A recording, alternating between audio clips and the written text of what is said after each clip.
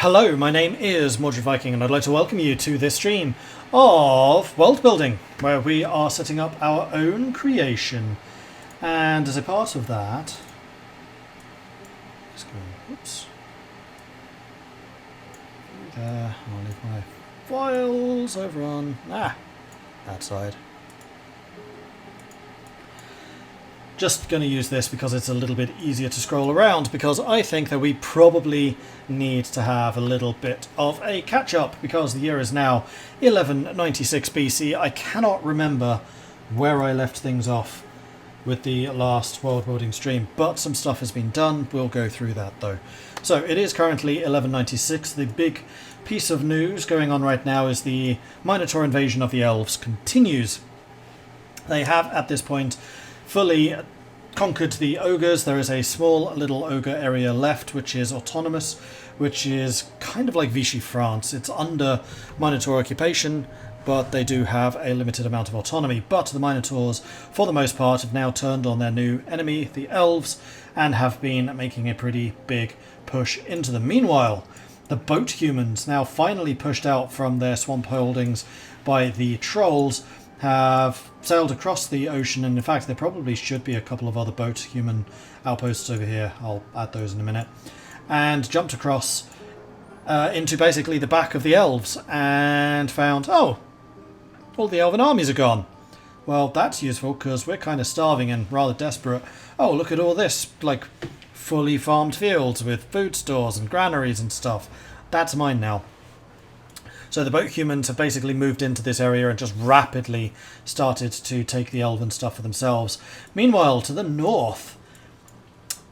oh, I'm not actually showing it here, but there is something else you should be aware of, because... where is it? There is currently an ice age going on, so we can see that this white here is the newest ice level. Which has been causing some problems. Namely, it has pushed the hill giants south, because the hill giants are the most hungry of the giant kin, and they need to basically go where the food is. So they have been pushing south. We've got hill giants here, we've got verbeeks starting to appear, which are just smaller giants in the same way that Goliaths are. So there's a bit of fragmentation going on in the far west side, but the two hill giant, I guess we'll call them kingdoms, clandoms, regions. They're not a unified state, it's just roaming groups of giants that happen to be in this region, have been pushed south because of the ice, and they also crashed into the elven northern realms. So the elves are very much finding themselves under siege, and things are looking quite desperate for them at the moment. Meanwhile, the Minotaurs, conversely, are having something of a golden age. Their realm is strong, it's stable, which for the Minotaurs is rare just because they've been so focused on their various enemies. And basically with the Minotaurs, as long as the slaves keep on coming, their state is fine. Their gods, which we'll talk about a little bit later, are basically all about slavery and subjugation, and as long as that keeps on fueling the machine, then the Minotaurs finding themselves doing okay. So the Minotaurs are very much in a golden age. They're building great wonders and monuments and temples and fortifications and bastions, and their armies are marching steadily eastwards, crashing into the elves, taking lots and lots of plunder. Meanwhile, over here we've got the northern humans. The northern humans have started to poke out with a couple more of their colonies. They are, of course, the most adventurous of the human factions, and they haven't really been pushed by anyone. The northern humans in NH2 have started to push into the Feywild as much as they can. NH5 have found themselves a bit more isolated, and then NH4 have been attacked by the verbeeks, pushed south by the coming winter. But their colonies are expanding, and they're not really having too many problems. The south humans also having a really good time of things at the moment. Kind of. They've been pushing along the various rivers really quite aggressively. They have just been expanding and expanding and expanding and expanding, except in 1193 a great famine started. So South humans have now been in the midst of something like a bit of a drought, because with the winter changing the entire weather system of the planet, The South humans have been especially affected by this. So the South humans are having really big food issues despite the fertility of their territory. They're just basically having repeated failed crops.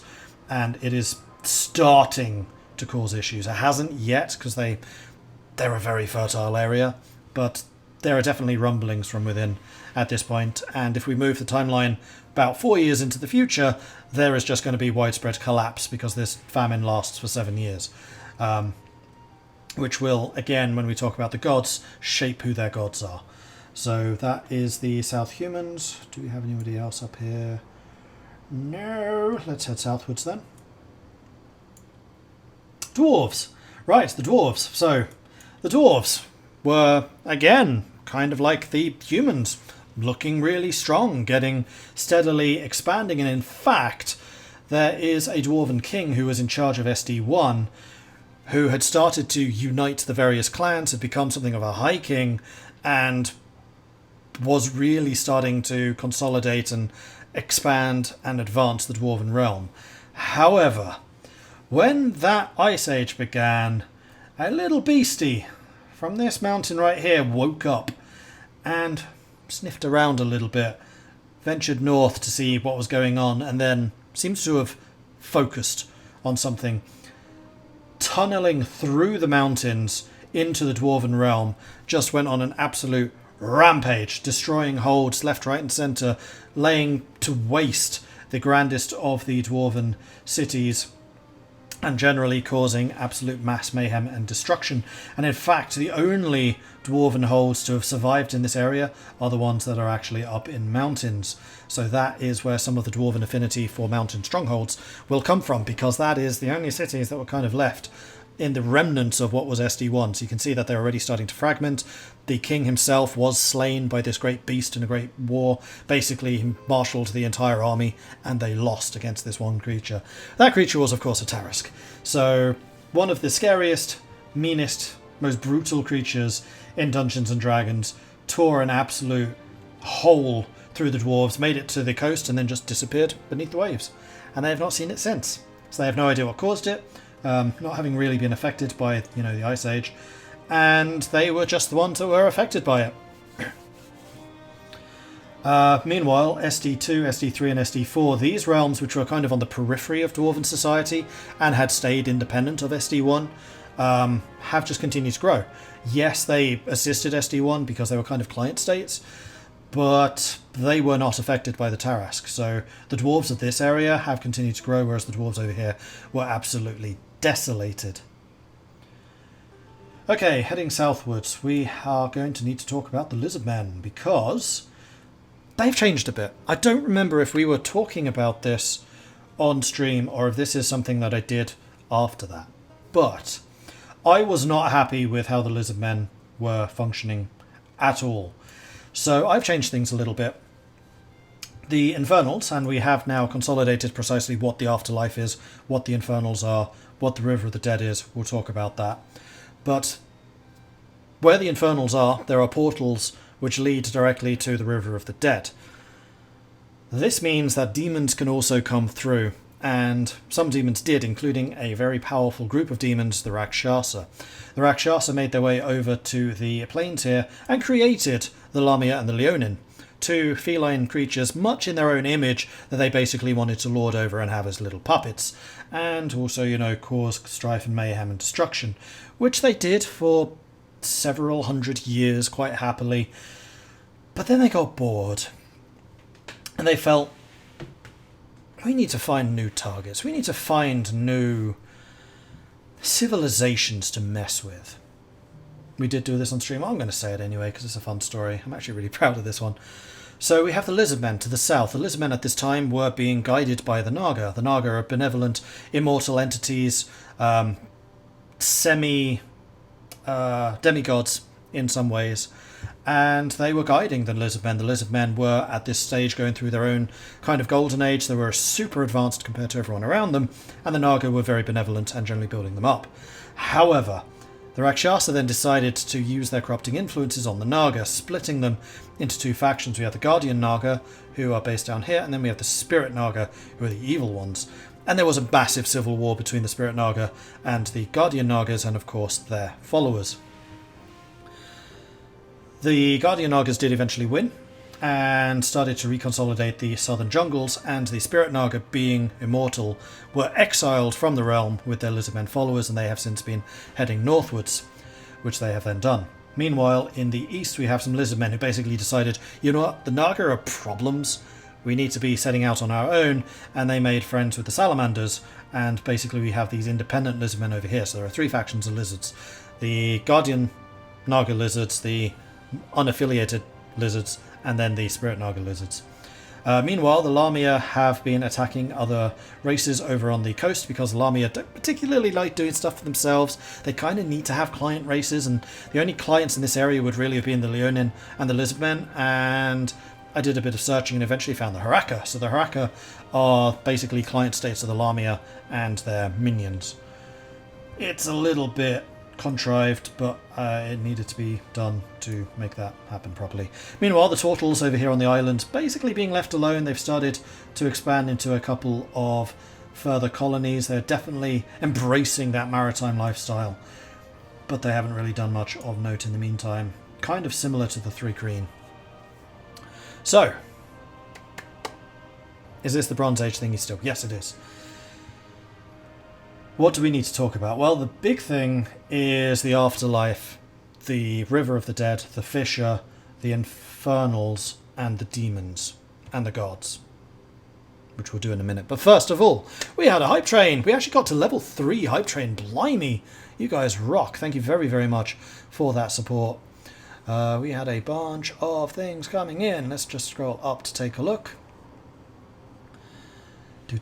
Florian, thank you very much for the subscription. Brand new subscription. Welcome to the channel. Good to have you joining us. Machio, resubscribing for 12 months. Man, we really need to get some loyalty emotes sorted. 12 months is quite a long time. I'll have a word with Trips about that. Trips has been really, really good at sorting the emotes for the channel. So I know she's away in the moment. Ironically, she's in England at the moment, which is kind of funny. I was like, I've gone to Sweden. So then she comes to England. Ah, well.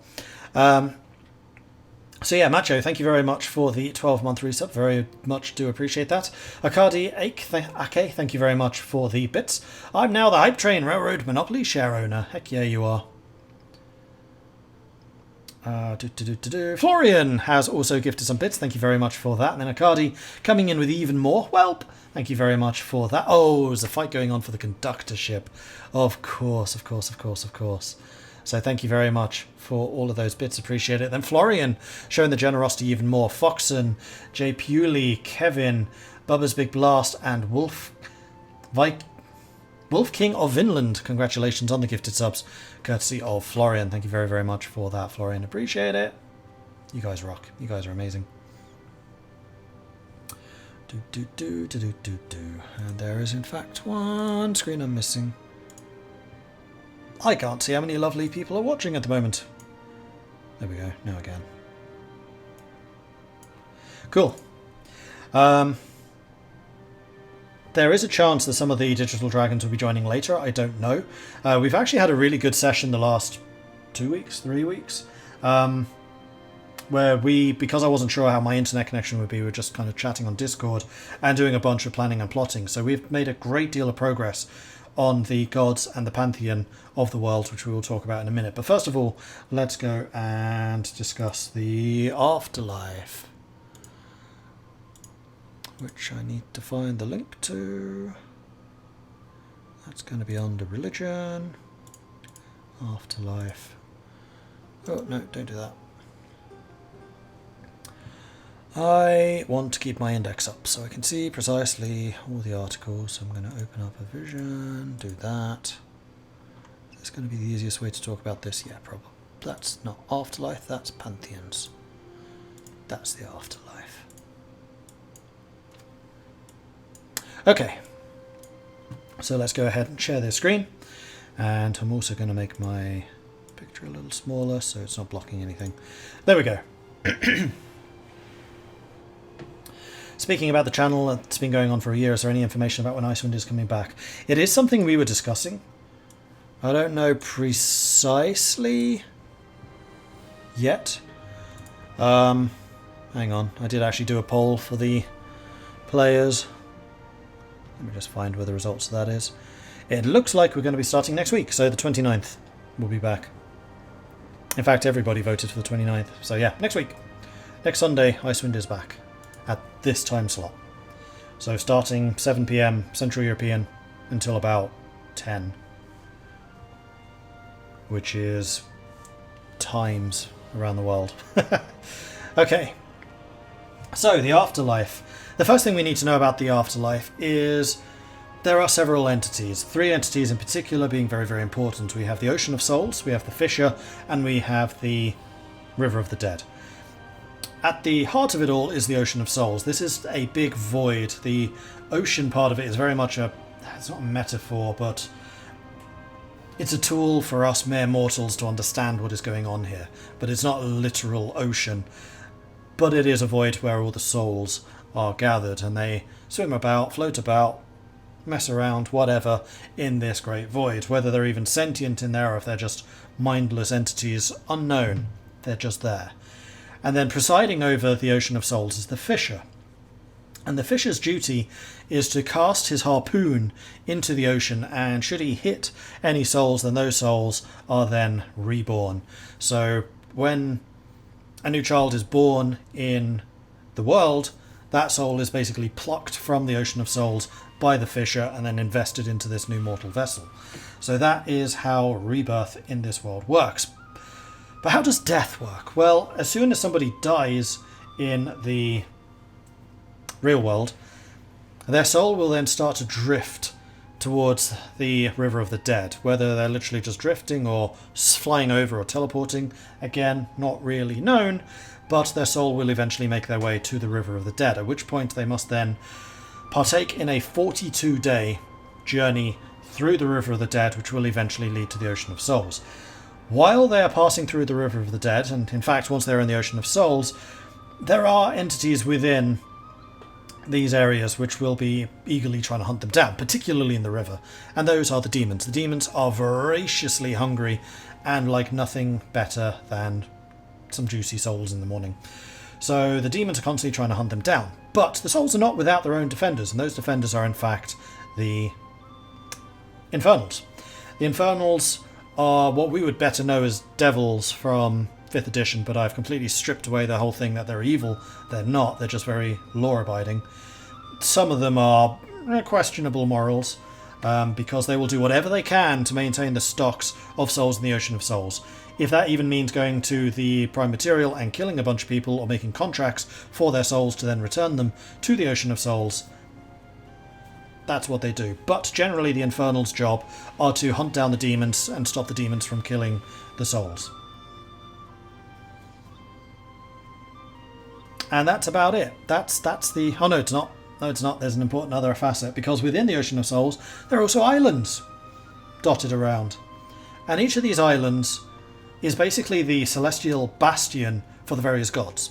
So the gods which have been created through worship and through magic will eventually find their way into the Ocean of Souls, and then they will claim a region of the ocean and basically form an island of their influence. Where how exactly this manifests is very much dependent on the god. So like the god of civilization may have some grand metropolis there, whereas the god of life probably is just a great sprouting forest that appears. And then the souls, which are the faithful of those gods, will make their way to those holy bastions, and then it is up to the celestial guardians of those gods to then defend them. So the Infernals are responsible for the souls within the ocean, but then the islands themselves are guarded by the gods and their celestial legions. That is how the afterlife works. It is a pretty organised, pretty ordered thing, and it is definitely true. It is one of those things which will be discovered in 0 AD, basically. That is the 0 AD event, which causes the calendar go from BC to AD, it is discovered this is exactly how death works, which is a pretty big deal. But until that point, it is not. It is just myth, it is legend. Some may have an inkling of how things function, but they don't necessarily know. Cool. So next up we have the Pantheons. So we have been talking a little about the different gods and goddesses and divine entities which appear in the world, and as you can see I'm scrolling through them very slowly. We'll talk about those precisely in a moment. So if you see any in brackets, those are ones which haven't been named yet, although the boatman probably will just be called the boatman. And then there is a little bit of information about each of them. So we have got Berlet the Wanderer. Berlet the Wanderer, also known as Berleth the Brewer in the Dwarven Pantheon. He is the god of travel, curiosity, adventure, baking and wild grains for the humans, and then of brewing for the dwarves. He is a jovial, large-bearded man affected by a severe wanderlust. He always carries a sack of grain wherever he goes, and those who follow know of his passage when they find wild grains out in the wild. How would one find out how death works? Shouldn't that be impossible? No. I mean, that's one of the things about D&D, that you can travel to the Celestial Bastions, you can travel to the Hells or to the Abyss, and I wanted to maintain that for D&D. So at that point, people are actually travelling to the Ocean of Souls to try and pluck people out, ostensibly. Which will cause its own problems, because if your soul is still in the Prime Material, or if it's travelling down the River of the Dead, and you get resurrected, that's fine. You're not in the Fisher's Domain yet. That is entirely legal, and if you have powerful enough cleric friends to do that, good for you. Kind of. If, however, you make it to the Ocean of the Souls, you are the Fishers. And if you get resurrected at that point, which works, you can absolutely be resurrected at that point, you will then have Infernals chasing after your ass for the rest of your life, trying to bring you back. And if anyone cheats death for a sufficient amount of time to be noticed, then the Infernals will also hunt them down. So for example, liches, vampires, anything else which is artificially immortal will find themselves hunted down relentlessly by the Infernals trying to bring their soul back to the Ocean of Souls. And effectively what happens in the run-up to 0 AD is the dwarves discover arcane magic, and part of arcane magic is necromancy. Part of the discovery of necromancy leads to lichdom. You then have the dwarven lich lords, who basically spark an infernal crusade to stop them doing lichy stuff. And it's when the infernals start really pouring into the world when other races kind of go, where did they come from? What are these portals they've spewed out of? Can I go through these portals? Oh, I can. What's this? A river of souls flowing to some thing in the distance. Let's go and explore it, because we're explorers and we're adventurers and we like doing stuff like that.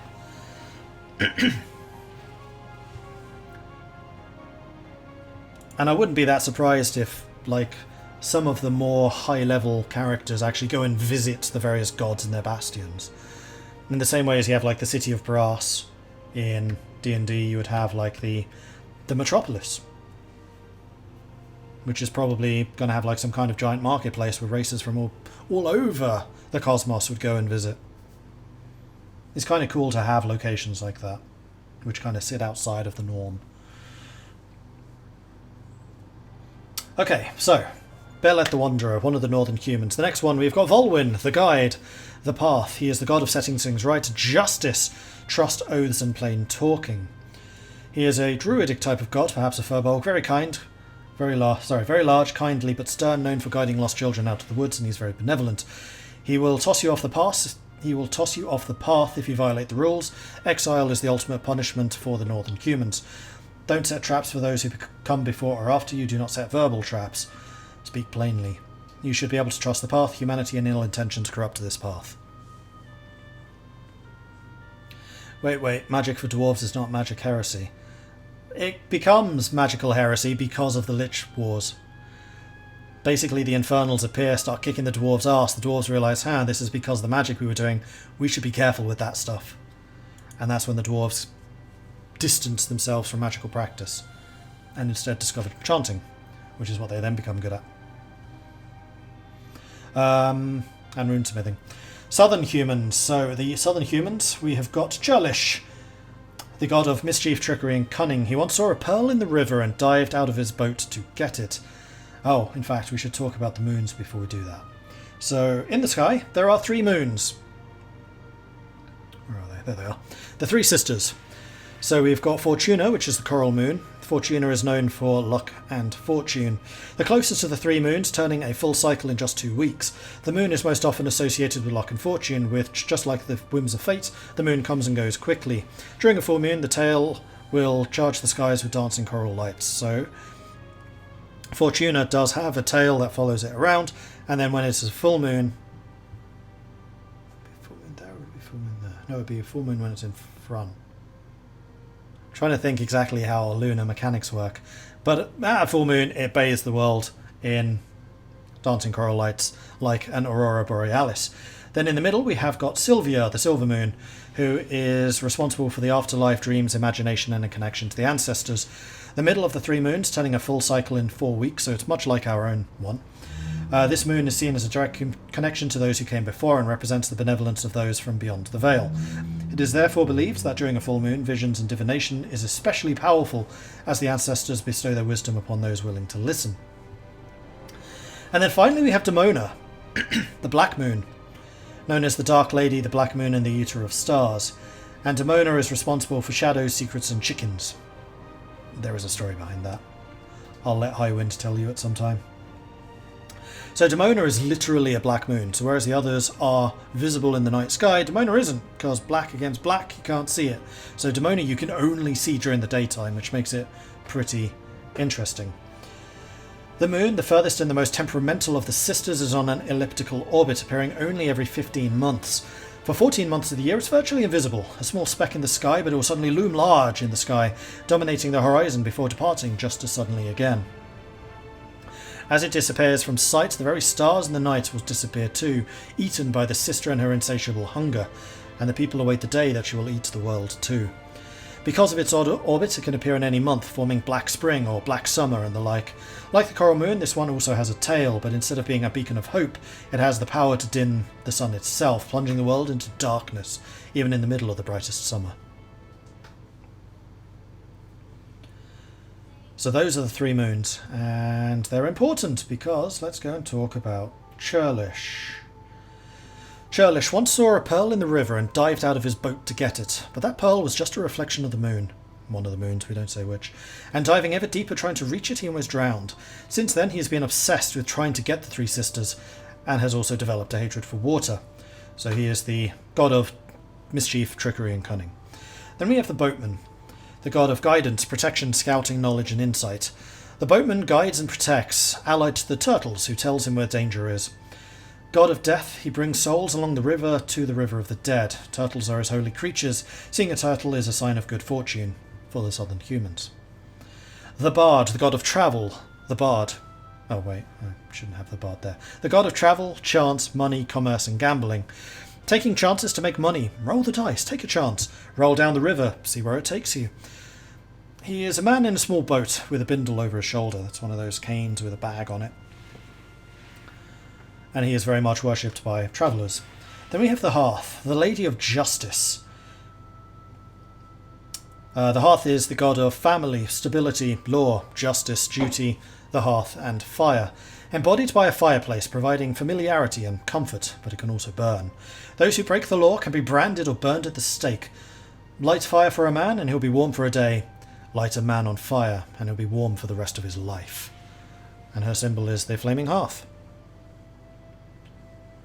And then finally we have not named this character, but it probably is related to the government somehow.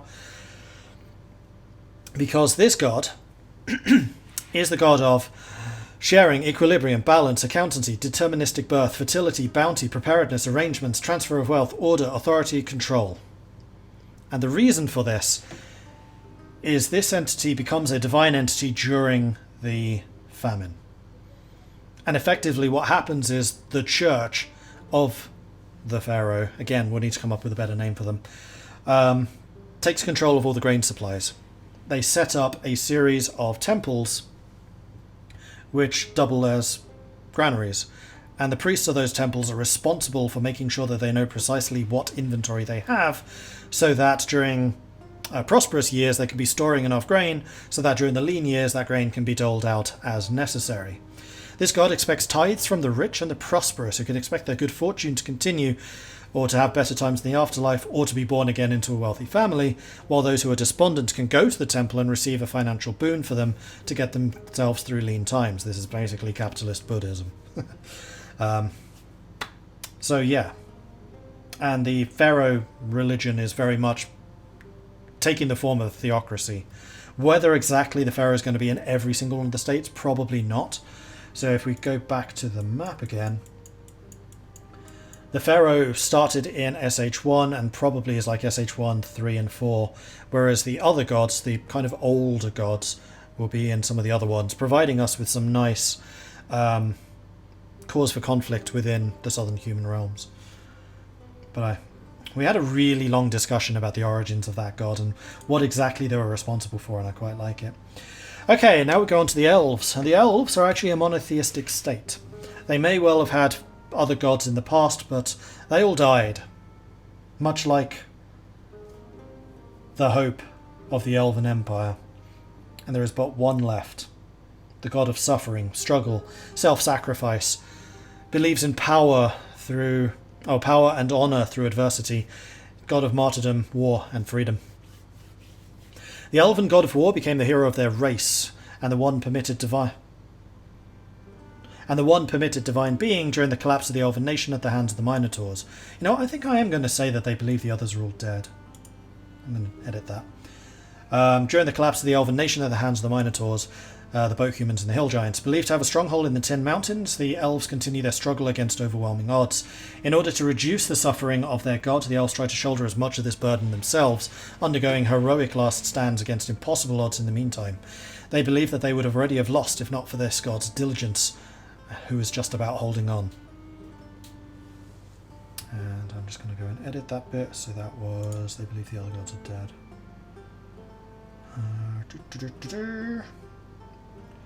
Religion, Pantheons, edit.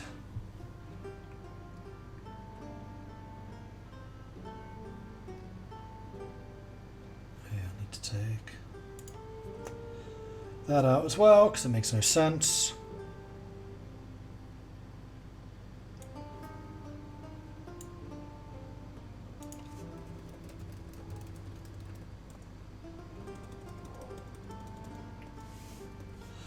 I have a bit of an issue with my keyboard at the moment where sometimes randomly my E key and my V key will just stop.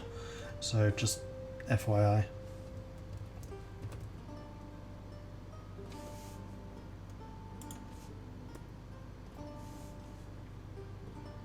There we go. Okay, so those... Oh no, we got the dwarves as well. So, and the Minotaurs. We've got Berleth the Brewer, who is the other facet. So this is an example of one entity, one divine entity that is god of two different races at this point, because their belief is so similar. He basically has absorbed both. So we have Berleth the Brewer, also known as Berlet the Wanderer for the northern humans. He's the god of travel, curiosity, adventure and brewing. He is a jovial, large, bearded man on a quest to discover the ultimate brew. I quite like Berleth, he's cool. And then they also revere the world wound. So this is an example of something else I'm kind of playing with the gods. We haven't really discussed this very much. But in the same way that worship can create gods, which is basically the power of belief, surely the power of belief in something you fear could also create a manifestation of that fear. So, for example, if you believe that the plague is a manifestation of the will of the gods, if enough people believe that, then would that not create a god of the plague? I think it probably would. But the world wound is another name for the Tarrasque. He is definitely a semi-divine entity because he is effectively immortal. And what I have not written here, but is true, is the world wound is basically the world's self-righting mechanism. So if the power of magic ever gets out of whack, the world wound wakes up and deals with that issue. Which means that that ice age that is happening is not natural. And the world wound is going to go and sort it out. So the world wound, the Tarrasque, he is the god for the dwarves of excess, warning and fear. The dwarves keenly remember the coming of the world wound when the mightiest kingdom and greatest king succumbed to its wrath. And he stands as a warning against the terrors of the night, basically. Okay, then we've got the Minotaurs. So the Minotaurs have got 3 gods at the moment. They have the Flesh Keeper, who is the god of slaves, decadence, laziness, and wealth acquisition. And the belief is simple. If you have slaves in life, you will have slaves to attend you in the afterlife. Life is meant for the accumulation of material wealth and slaves for you to take with you into the eternal afterlife. Then we've got the Breaker of Wills, the god of war, conquest, loot, captives, and the suffering of others. And the Breaker of Wills, part of his entire mythos is messing with the elves. So he knows that the elven god is the god of suffering. So he's going to make him suffer by just repeatedly attacking and then just at the verge of victory, pulling back a little bit, just to give the elves a little bit of hope that all is not lost before sending in another wave. The Minotaur, god of war, is believed to be just toying with the elves. He gets joy from the suffering of the elven god, giving the elves what they want. He is not the god of victory. He is the thrill of the fight, the revelry in all things, excess, blood sports. His symbol is a red cloak in one hand with a chair leg in the other. It's a corrupted form of the cloak and dagger. He is not at all subtle. And then we have the Minotaur god of order. He is in charge of authority, order, and knowing one's place. The Minotaurs we've determined is a caste system, and at the top of the caste are the warriors. Beneath them, the craftsmen.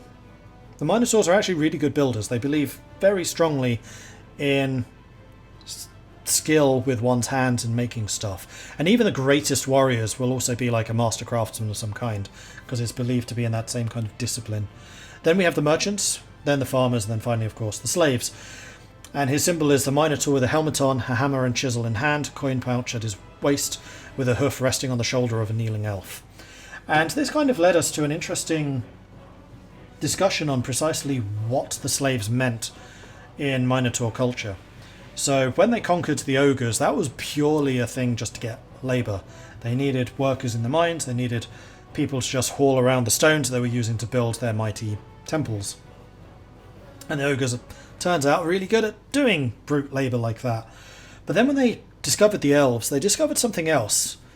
That they actually appreciated elven crafts and culture.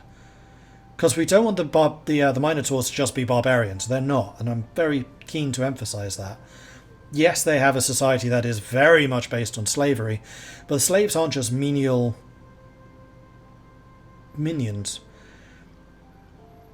And actually, owning an elf in Minotaur society is a great status symbol, particularly if that elf is a renowned craftsman or a famous actor or a singer or something like that. And it's kind of gotten to the stage where the Minotaurs have started to embrace elven culture. So it would not be at all a weird thing for Minotaurs to be going to an elven opera, for example. Okay, then we have also got a couple of characters which are a part of the later pantheons, which are not necessarily around yet. They might be, like the moons, but these will be in the future. They're just ideas that I like. So we got Ninio, or Nin, the Doctor, the Lord of Change, the Philosopher, and the Lord of Time. He is the god of science, logic, medicine, time, travel, portals, and progress. And his symbol is the pavinated eye, which if you think of a peacock with all the eyes on the tail, that's a pavinated eye. He is true neutral. He is as inevitable and merciless as time itself. He lives in a hall of doors leading to new possibilities. Then we've got Danica, the Ascended One, the Lawkeeper, the Lady of Learning, the Living Library. She is the goddess of knowledge, wisdom, the written word, libraries, and education. Her symbol is a clockwise spiral. Her mind is a library of all of the connected knowledge and wisdom of the ages, and she can call upon any of it if she is asked the right question. In death, her priest's knowledge lives on through her, their collective memories and knowledge merging with the living library. So she only knows the stuff that her priests know when they die. Which is why she has such a big thing about education, like, you have got to be well-educated academic in order to be a priestess of Danica. And these priests cannot just tap into the library. They need to know the right question, and only if Danica's actually listening and not, reading through the various manuscripts and things that she has inherited, will she answer. However, there is a being known as the Ascendant. And the Ascendant is an avatar of Danica. It is a living entity that is directly linked to the Living Library. They are mortal with their own needs, desires and biases, but they do possess access to the library in its entirety, much like Danica does. The current Ascendant, like in the 1444 start date, is a Wanderer, kind of an Elementor type character from Baldur's Gate game series. A figure with no domicile, and they are currently a Turtle. And they are effectively an Oracle. So the Ascendant is a wandering oracle. Then we've got the three sisters, the moons that we already talked about. We've got the Hungering Vulture, which I thought was a great concept. So the Hungering Vulture is a demon of the skies and the sea, responsible for air, weather, storms, and death at sea. They are the nemesis of the fisher, always trying to steal the souls from the ocean. When his black wings are seen in the sky, sailors know to cower in fear, for with them comes death. Then we've got the Feywild, which is itself its own divine entity. This is one of the manifestations of life itself. And life in this world is chaotic. Life is the origin of chaos. Life will continue to grow chaotically without care for anything except how to get more life. And it will destroy and... exploit anything in the means to prolong its own life before it eventually withers and dies. So the symbol is a tree with the roots bending upwards with downward sweeping branches almost forming a circle around the main trunk. The Feywild is a divine entity in its own right, being abundant growth personified. To some, this deity is revered, where its power touches, life can thrive. Similarly, however, life will eventually extinguish itself once it has exhausted the land, for this is the truth of the cycle. The Feywild is a duality, holding both the wild growth of the Feywild above, but where the canopy has grown so thick as to block out the sun, something darker lingers. The Underdark. So the Underdark in this world is not a weird series of mines and passages and caverns deep underground. No. The Underdark in this is literally where the canopy of the Feywild has grown so thick that it blocks out the light, and without light, stuff can't grow. That's where all the mushrooms are. That's where the spiders make their home. That's where the drow are. It's everything that lives in the darkness, lives in underneath the canopy of the Feywild. So they're basically two layers within the Feywild. The top layer where everything is growing and beautiful and big and massive, and then beneath where the things are dying. Then we have got Iduash the Flawless. He is the god of art, craftsmanship and good intentions. We've got the Fisher of Souls, who we have already spoken about. We have the Gatekeeper, who controls the portal to the River of the Dead. Portals. I'm not sure if there will actually be a Gatekeeper, but I quite like the idea. And then we've got the Lebenspflicht, which amazingly is an actual German word, apparently, for life duty, which is something I made up for the Hobgoblins. And then I was like, Hobgoblins are kind of like, they have a very Prussian culture in my mind, very much an army with a state. And the way that was formed was they believe that life and duty are the same thing. They're not changeable. They're connected. So their word for life and duty is the same. I was like, I wonder, does German, because they like having lots of things like Schadenfreude, do they have a literal word for life duty? Yep, they do. Lebenspflicht. So the Hobgoblin, who is the god of martial skill, discipline and life duty. He is stoic with a large shield, blood-red spear, but wears no armour, depending on his allies to protect him. In order to keep the Hobgoblin city-states from being complacent during all of their training wars, the priests of the Hobgoblin... Oh, okay, I think this is where my keyboard gave out. Will throw a red spear into the midst of a battle, designating it as a red war.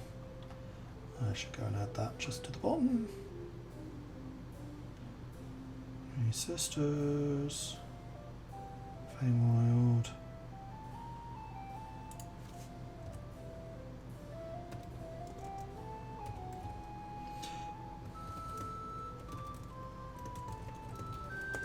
See, this is where my E key dies. Red spear into the midst of a battle. Denote it has a red. Oh, for Pete's sake. Come on, E. The problem is my E key and my V key that have died, because ordinarily it'd be just like, it's fine. I'll just copy and paste the E, except I can't because Control V doesn't work. Come on, there you go. Red.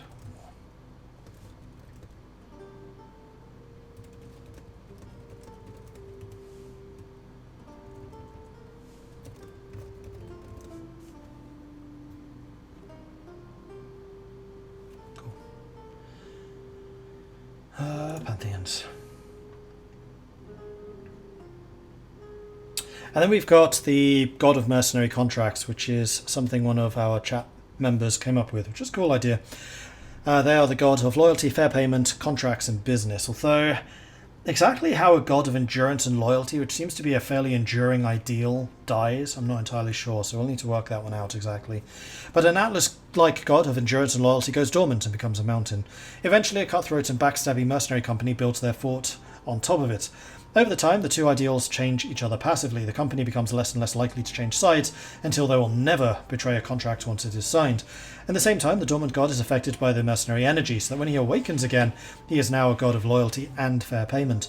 His followers are charged to never betray an oath or contract, but calls upon the employers to always pay fairly and by the agreed contract, or face his and his followers' wrath. The mercenary company becoming his mercenary paladins. He is popular amongst kings and mercenaries, kings that it calls upon the subjects to be totally loyal, but he always has to pay and act fairly in return. Mercenaries, especially the paladins, are charged to fight to the last man and never surrender in the name of those they have signed a contract with, but they expect just and fair payment for their actions.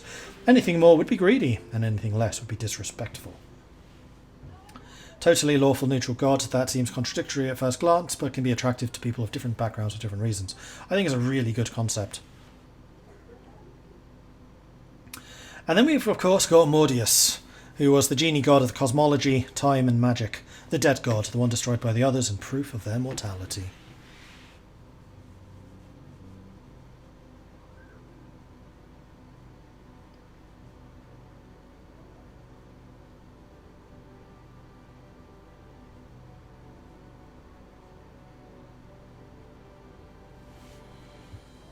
And then we've just got the racial religious profile, and then the various entities which we have not yet discussed or decided upon.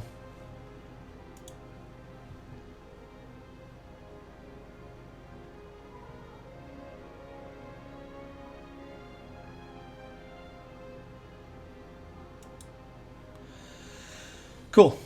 So, I'm going to go and get myself some tea while you guys digest that. Then I think what we're going to do for the rest of this session, we can either do some more Pantheon work, so we can see if we can come up with some more gods based on the ones that you've already seen and kind of the cultures that are emerging, or we can begin, although I still think it's a little bit early to assign some kind of culture and ideals to the various kingdoms, but I do think it's too early for that, or we skip to the next timeline, because I think I'm basically done with this era, to, I think it was 1054, and we'll talk about what that means. So talk amongst yourselves for 30 seconds, and I'll be right back.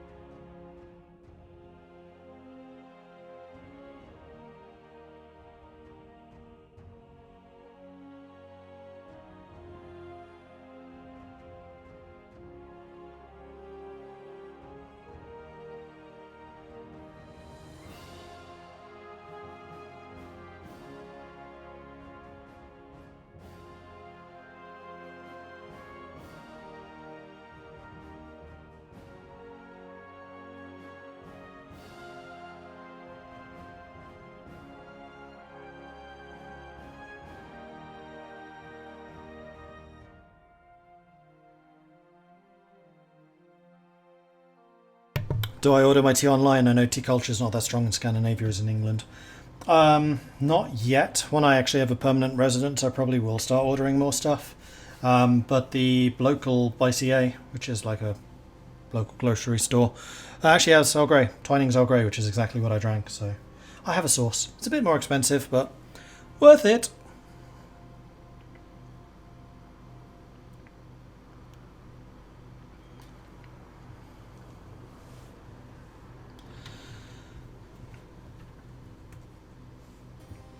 What would be the draconic ideas? So I don't really want to do much with the dragons and the dragonborn until they actually appear on the map. In the same way that I've not really done anything with the lizardmen or the Leonian or the Lamia, I'm kind of just more interested in this northern realm at the moment. I don't want to expand the scope too much, otherwise I'll just get completely overwhelmed. It's much easier to focus one region and then start building the other regions around it. Have you seen the new Top Gun yet? No, and I really want to. It actually looks good. I've heard good things about it too. Okay, so, yeah, I think what we're going to do is we're going to skip the timeline ahead. So the first thing I'm going to do is I'm going to load up the timeline and see what is to come. Because what I was thinking is skipping the time ahead to 1054 BC, which will be very much after the Bronze Age collapse. However, several of the nations are still collapsing, like the elves, because this will cover 3 more cities being lost by the elves, and will be at the start of the Ogre Uprising, which will come to be more important in about 200 years' time, as they basically get pushed further and further south. In 775 is when they actually go through the desert. Yeah, let's do that. So this is going to be 1054. So I'm just going to chuck one more save in here, which is going to take a minute because this laptop is slow. If you need more German compound words for the hobgoblins at some point, you can ask me. I'm sure we can make something up. Oh, we will, for sure. Mordred made a world just so he can mess with the elves, I'm sure of it. Maybe. Now, the elves will actually come out of this okay. But I do like the kind of the rise and then the dramatic fall. It gives the elves a really interesting history, probably more so than like any of the other factions, with the possible exception of the lizardmen. Like, I do kind of wish that there were some more rivals for these guys in the area. There aren't yet, there will be. Like, all this big open space won't be open for that much longer. It's just that the elves have the most ancient history.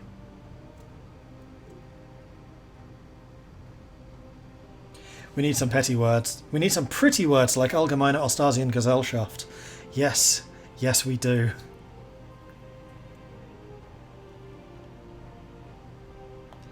Always confusing myself with the BC time, forget the years count downwards. Yep. So we're still 1,000 years away from the Infernal Crusade. I would say that in this timeline things get really interesting around 400 years. Yeah. No, they get interesting at 663.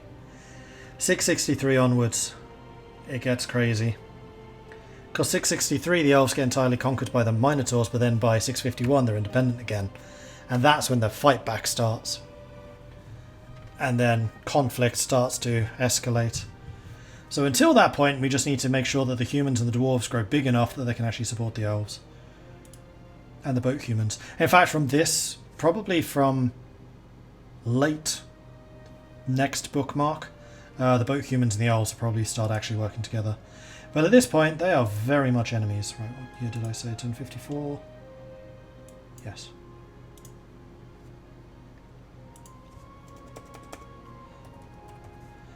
$1054.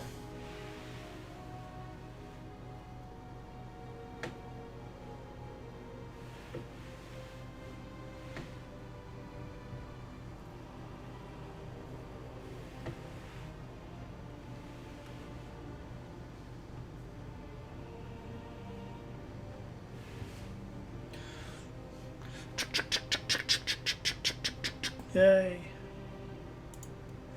Okay, so we are now in 1054, and the big thing that happens here, if we just take another quick look at our timeline,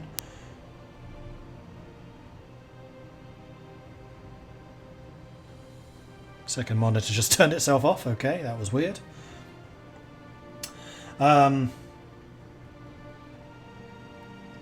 C4 is raised. 5, 6 and 2. I think 4 is already gone. Yeah, 4's already gone. 6, 5 and 2.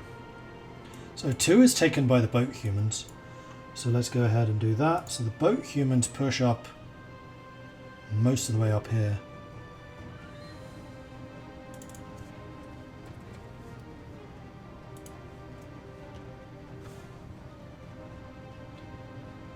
I'll say that the elves managed to stop them.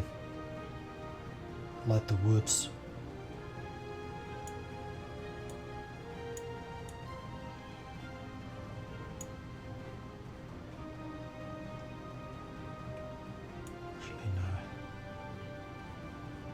Let's have it something like this.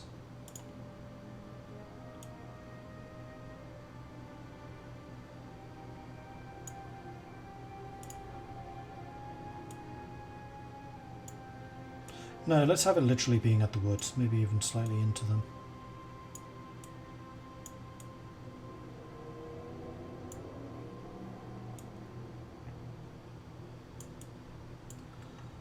Yeah. And then on this side, I think there's going to be something of a choke point.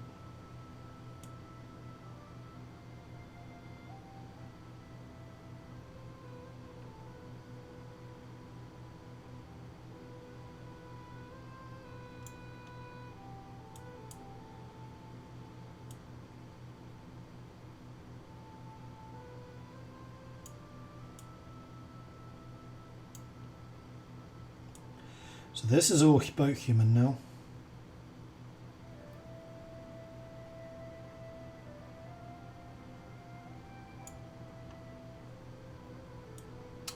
Meanwhile, but wait, there's more. We have the Minotaurs, who have taken 5 and 6, I believe. Oops.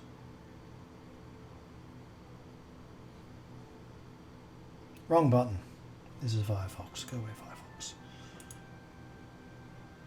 5 and 6 conquered by the Minotaurs, 2 was taken by the humans.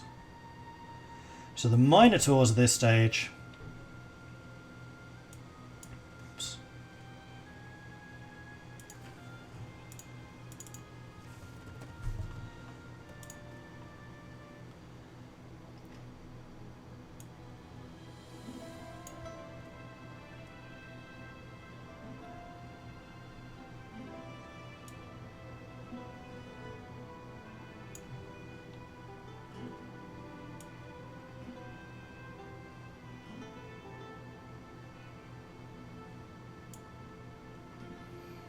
I've pushed all the way up to here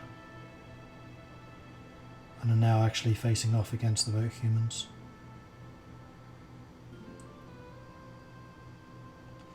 Hence the boat humans basically switch sides.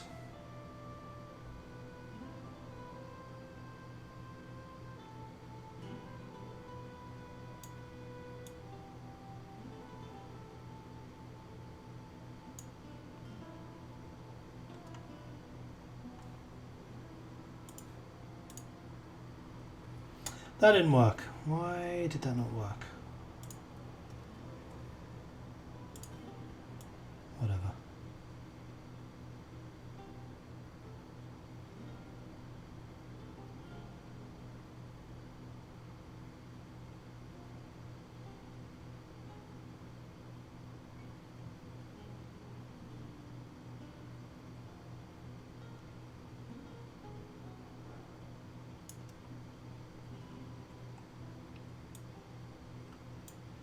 And I would say that they're also in danger of flanking.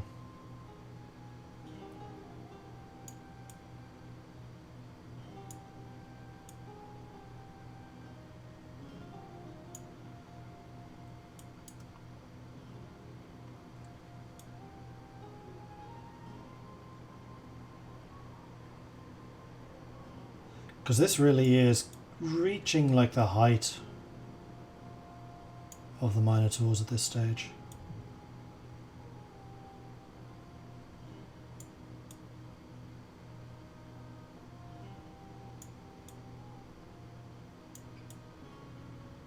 They're just not that keen about the woods.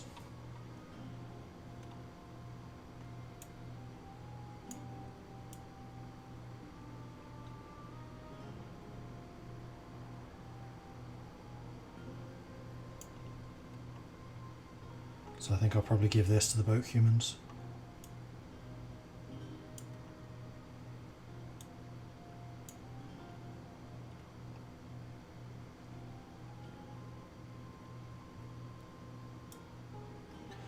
Meanwhile, this area is now being completely usurped by the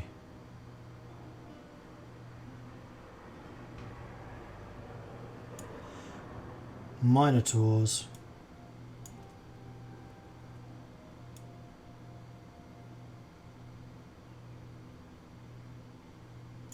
Except for this area.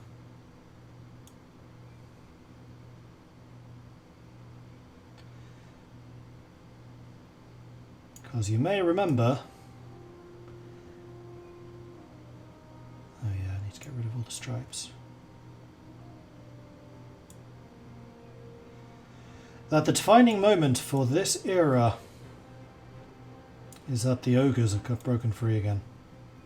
Small little rebel pocket.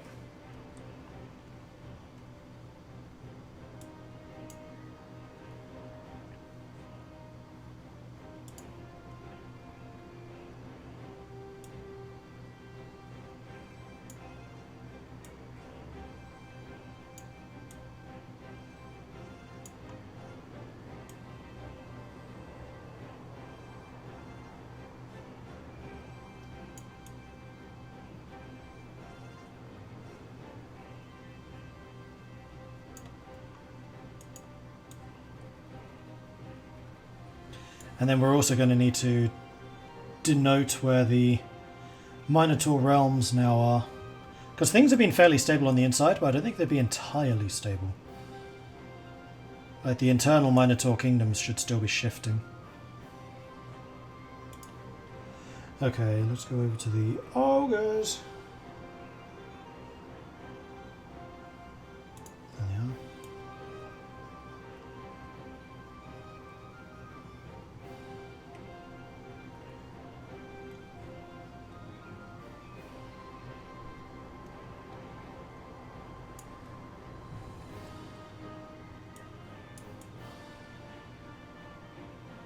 So the interesting thing about this is it's actually entirely reasonable that the ogres might actually be on the elf side.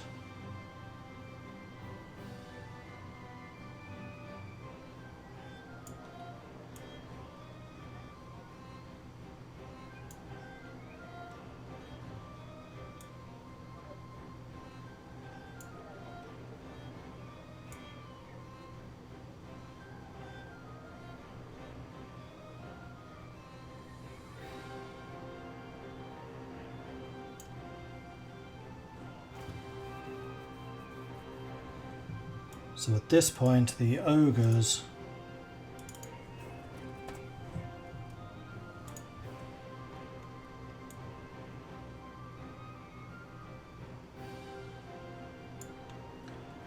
try and neaten this up a little.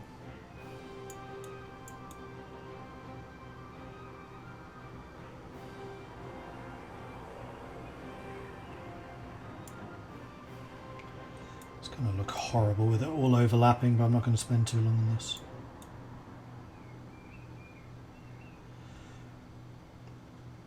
What the ogres have done is they've taken to most of these hills,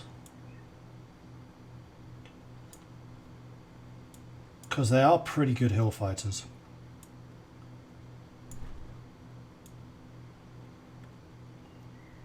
And then basically set themselves up with a southern bastion down here, while the Minotaurs are so busy fighting against the elves.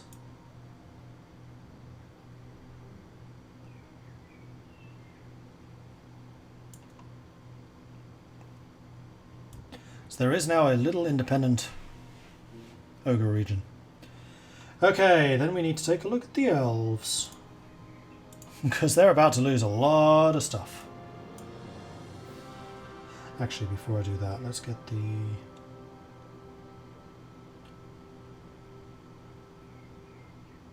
ogres back down to 70, the minotaurs back down to 70, and the boat humans already are at 70.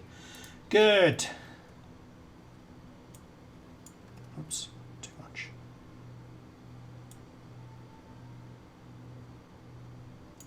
In fact, I kind of wonder if there's an easier way of doing this. Can I select the boat humans and do this? And switch over to the elves? I should have done this in the first place and then just do this. Simples!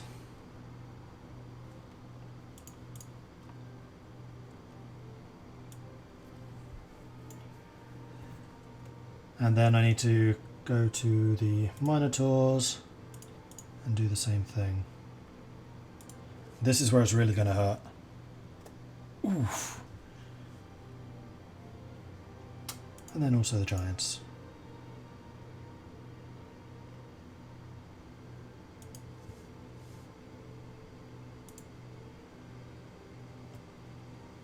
Oh no, hang on. Wrong way around. Ah, pressed the wrong thing. Minotaurs, giants, delete. Because they lost some to the Minotaur offensive. That is a juicy looking Minotaur realm. I really like that. And yeah, you can really see how the elves are being just absolutely hammered.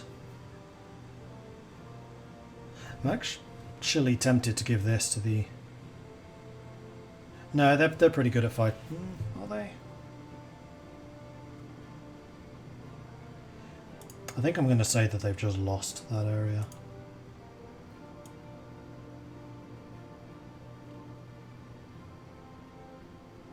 There we go. So the elves really are being hemmed in on all sides. The one advantage that they do have is the ice is gone. And I would say that the hill giants are starting, oops, to pull back.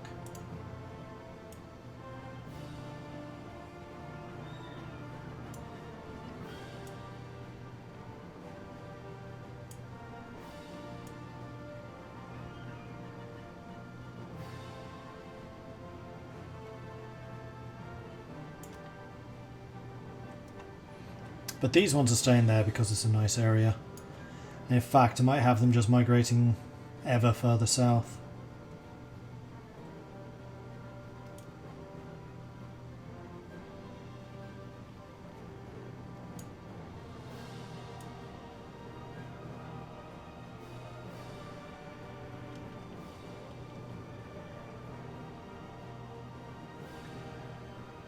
And here they're actually starting to consolidate.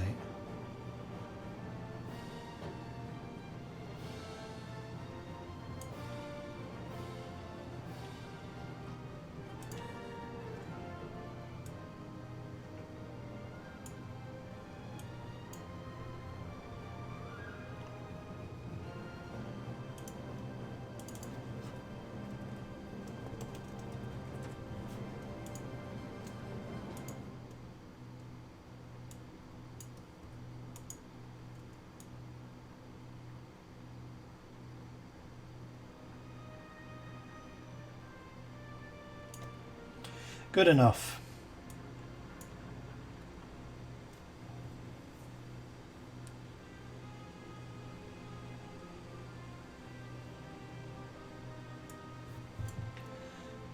So are the Minotaurs moving in any other directions? I would say they probably are.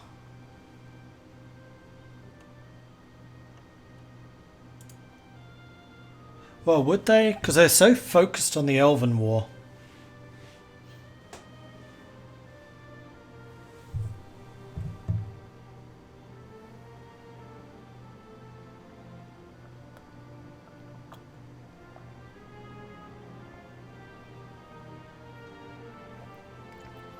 Remember to give the boat humans the land next to the Minotaurs. Oh yeah, this bit. Thank you.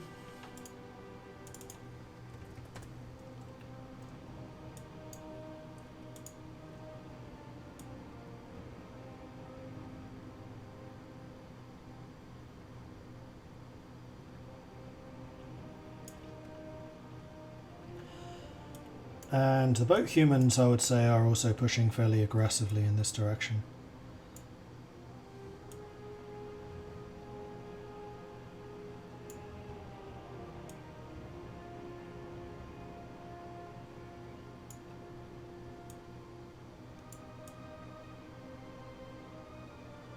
Starting to move into the mountains a little.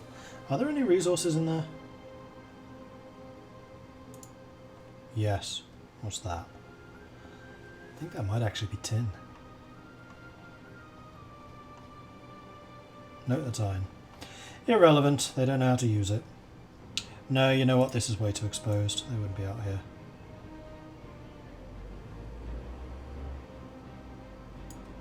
Say they're up to here.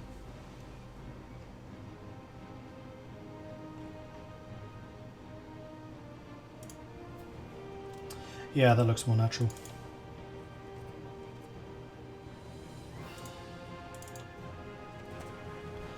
Cool.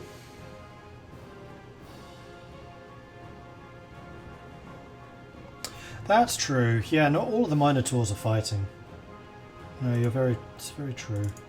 And with the amount of wealth that's being brought in by all of the crazy amount of slavery they're doing, they're almost certainly spreading towards these plains in particular, because Minotaurs, whoops, like the plains.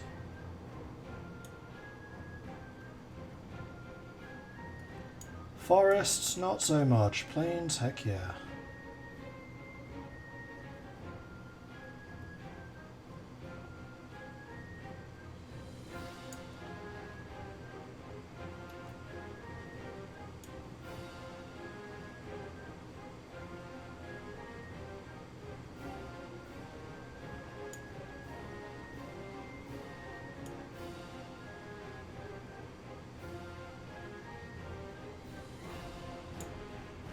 Bordering the centaurs.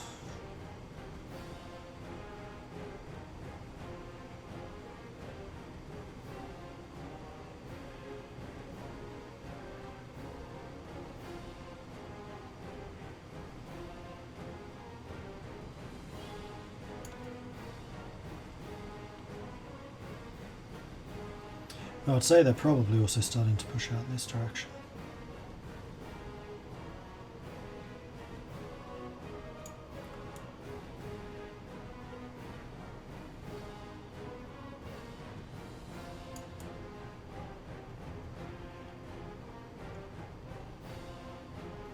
And then we probably also need to redraw their internal borders.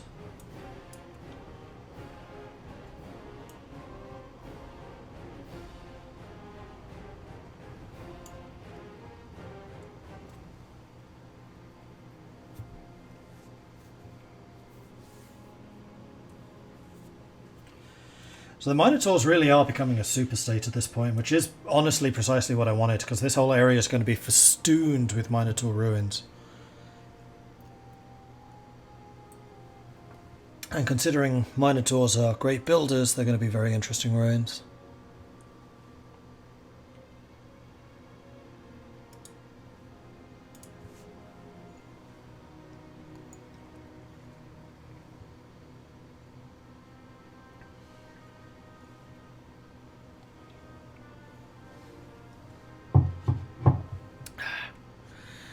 These cups are so freaking small, it's like 3 gulps and it's gone. Disappointing. Right, let's go bring you back to 70% because I need to start drawing in some new borders. Well, the first things first is both of these cities are raised. Actually, no, they probably aren't.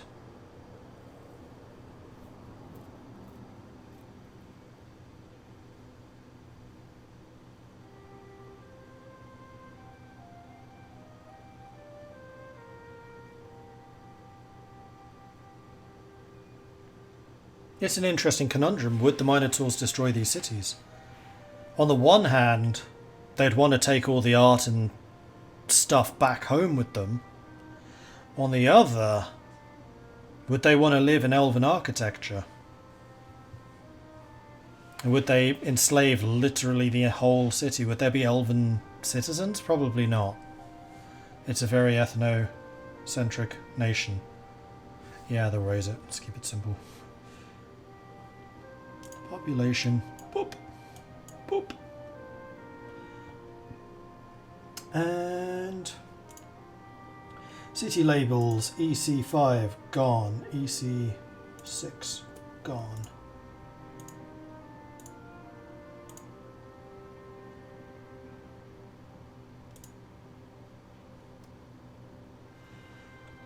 However, we can probably position some smaller Minotaur cities in this area. If only there's like fortified outposts. How big are the small cities?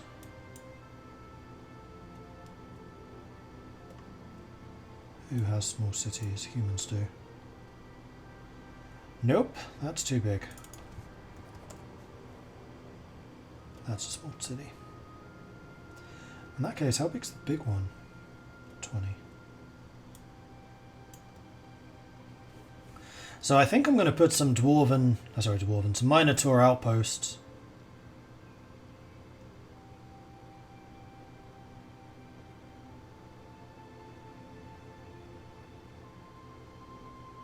Put one there. Basically watching over the pass into the plains. Because I think I'm going to establish that the Minotaurs are pretty good at covering distance in open land. It's part of the reason why they like it so much.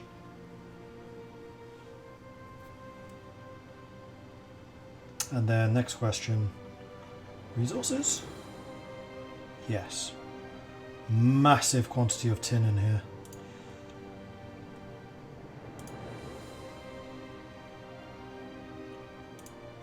Which means there's almost certainly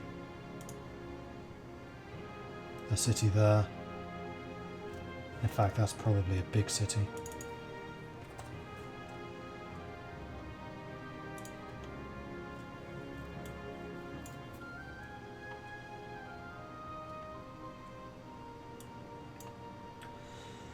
And where else? I feel like there probably should be some more kind of just in this central area. I mean, there's some decent resources here.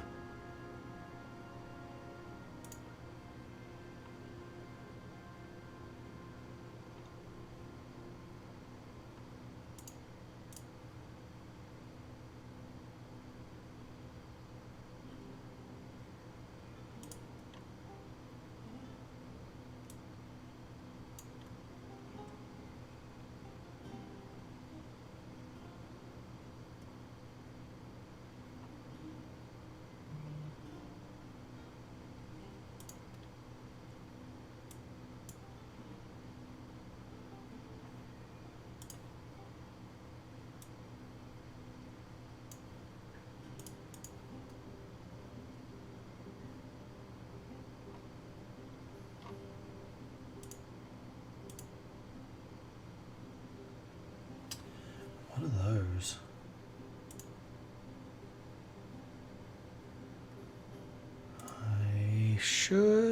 I thought. Nope, didn't bring it with me. That's annoying.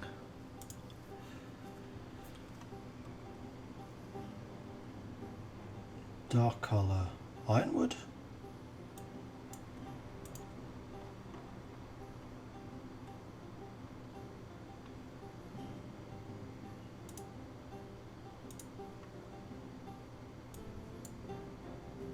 Yes. Huh.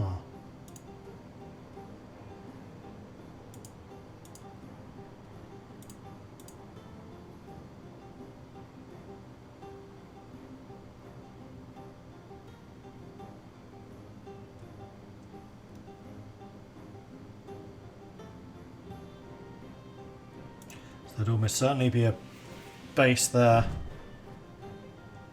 And that, I think, is gold. Would they have discovered it yet? Maybe? No, I'm going to say they haven't yet.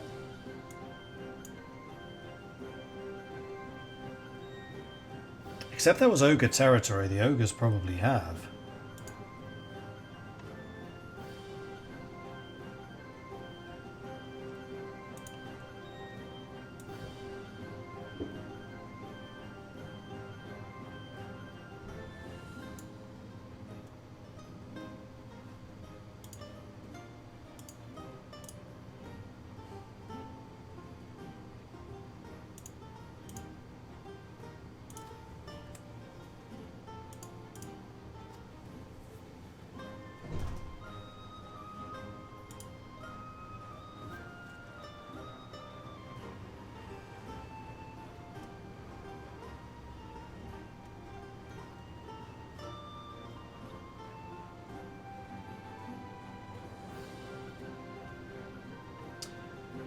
Um,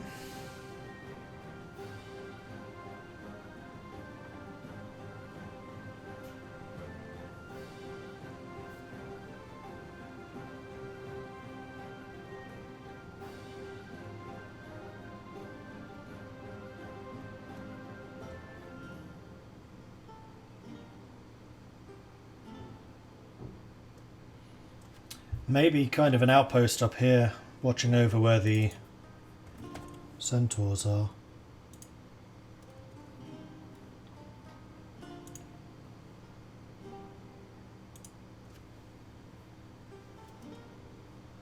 And I do feel like there should be some more settlement up here.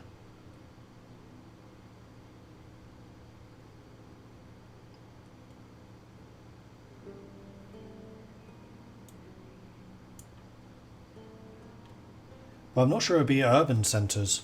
I think it's just population.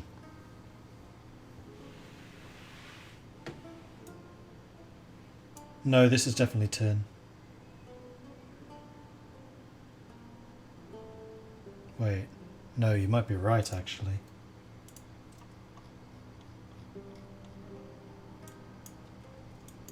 Yeah, it was iron. You're right. So we erroneously had the elves holding this area because we thought that was tin, but it wasn't. No, it was this area. Which is also iron. Never mind. Must have been here.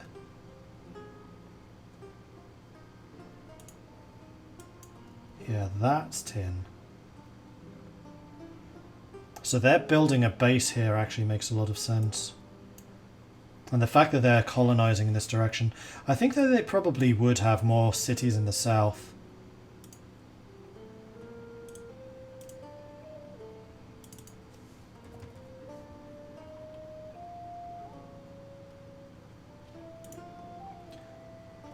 Because that's where all the ogre labour would have been provided. So I think that there probably would be another city like here.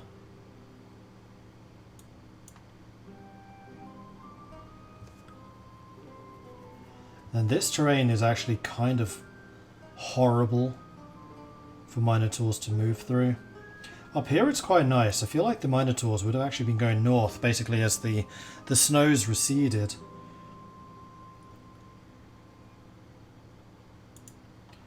But there are no particular resources up here.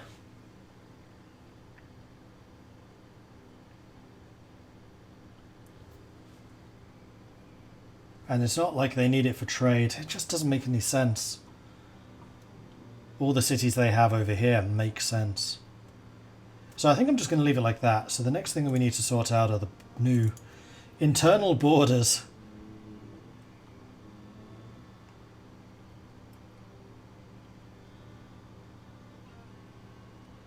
Which I think...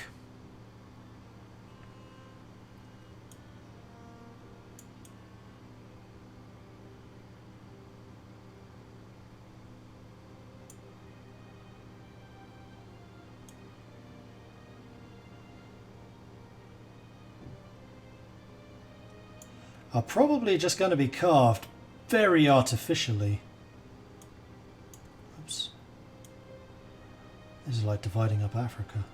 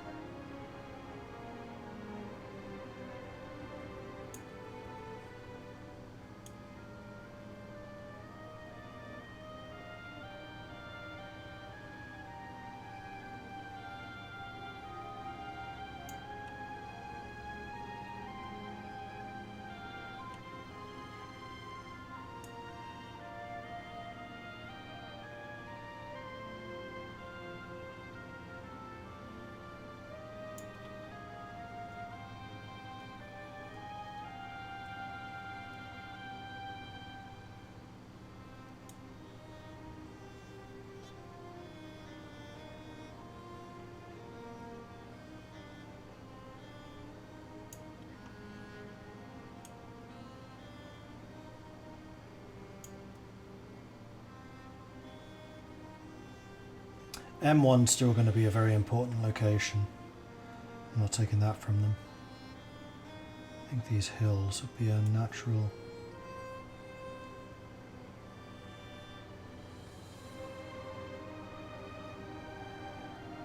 boundary.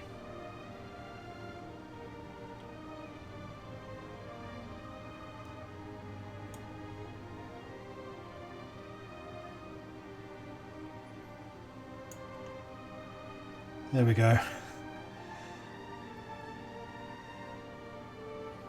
Now, the other question is, have any of the internal borders changed?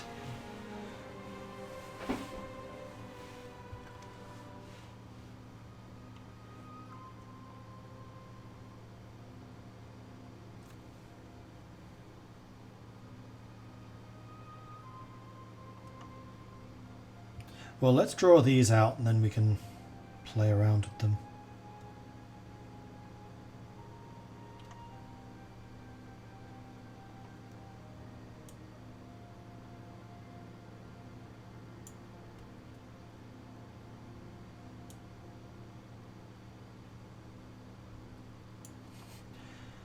Used to have basically made a tortillas line. Just said, everything on that side is yours, everything down here is mine.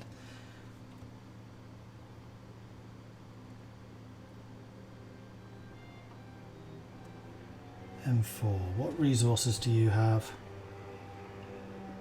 You don't have any. M2 is not really seen as a particularly powerful place though. What resource is that?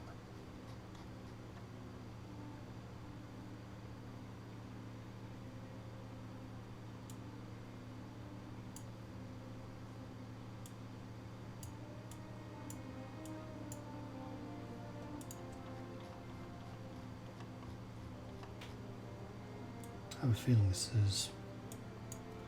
It's more iron, so irrelevant. So eventually you'll become very important because that's a huge source of iron.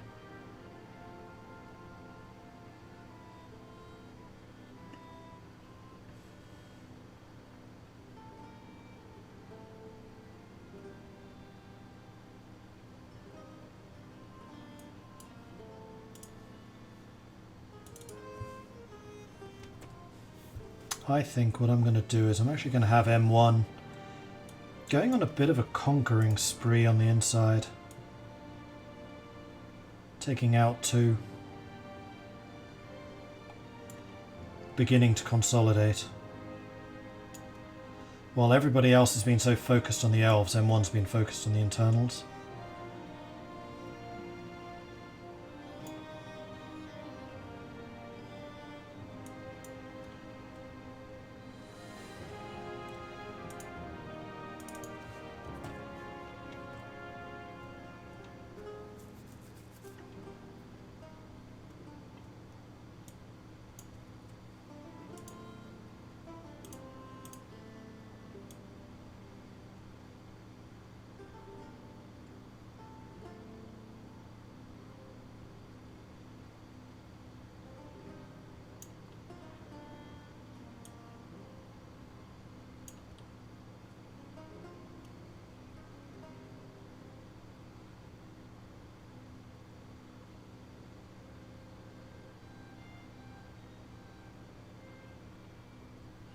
So with that, M2 is gone, but I think what I'm... No, I'm just going to remove M2. I don't want to use the same numbers because this is a new kingdom down here.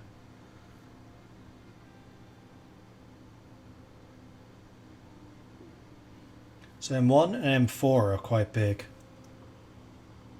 They've been providing a lot of the military muscle now that the frontiers ones are getting a bit depleted. M4 is just tons of grain and food. Yeah, basically. They're Texas.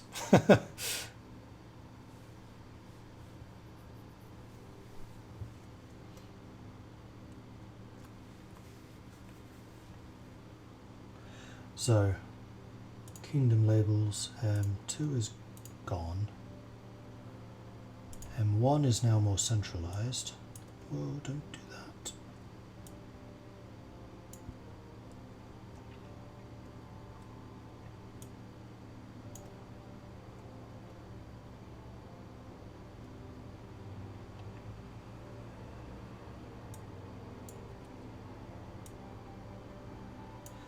is now more about the kingdoms than the cities. So what was the highest M we got to before? 7. Yes.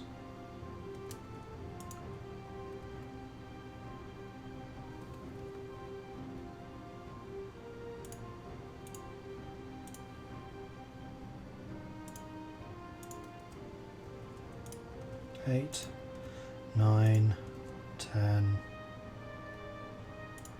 11, 12. Minotaurs are really starting to fragment.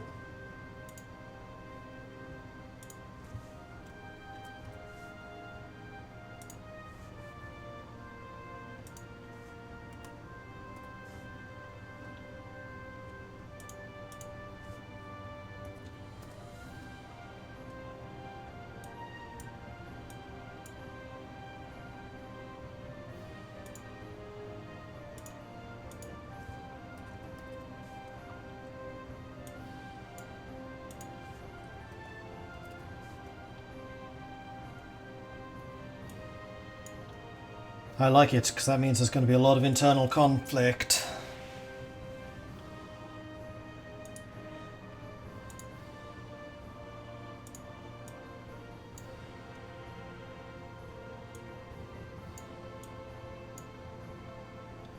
You know what? No, having the resources up here does make sense. Let's be there.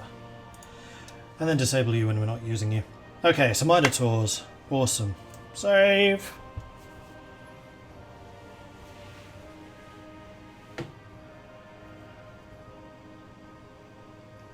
And that's also the elves and the boat humans finished. We could establish some boat human cities. Like, I reckon they probably would have one down here in the south at this point.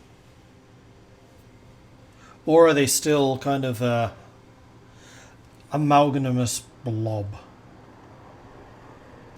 No, I reckon they probably would have established something down here. I think it would actually have been about here. Because you got stone from the hills, you got wood from the forest, you're on the river, and you're in the middle of a massive farming area. Yeah, that makes sense. That's a good spot. It's probably not a... No, so it's a big city.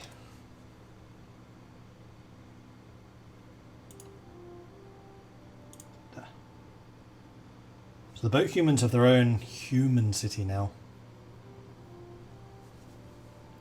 Does that mean the boat humans are starting to fragment into their own kingdoms?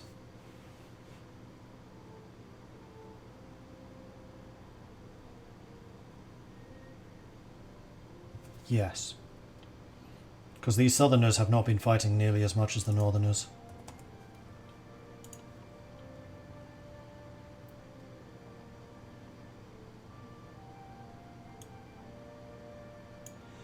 There's basically just a straight line that goes through there. So we have now got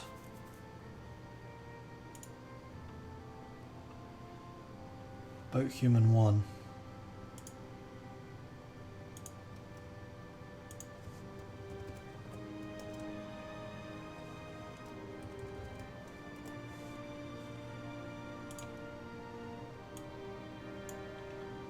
And boat human 2.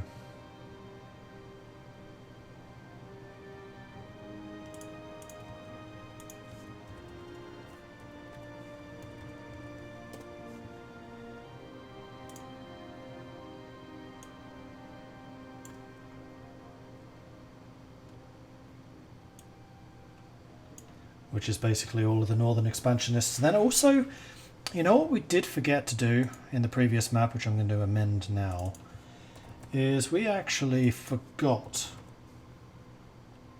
completely. Where have the boat humans gone?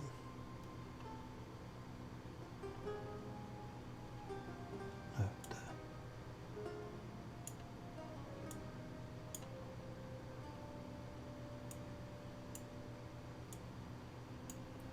We forgot to add the boat human colonies that went out this way.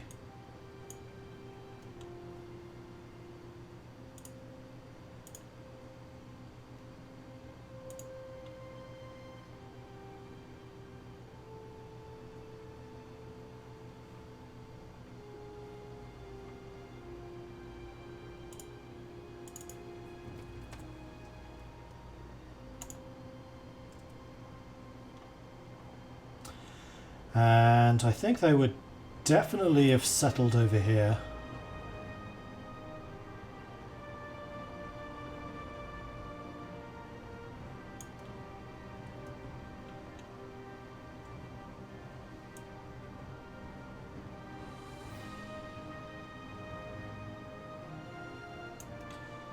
And probably there.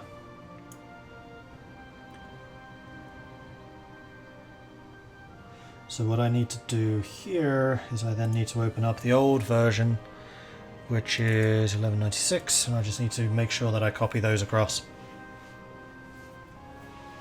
Oh, Nikanaga.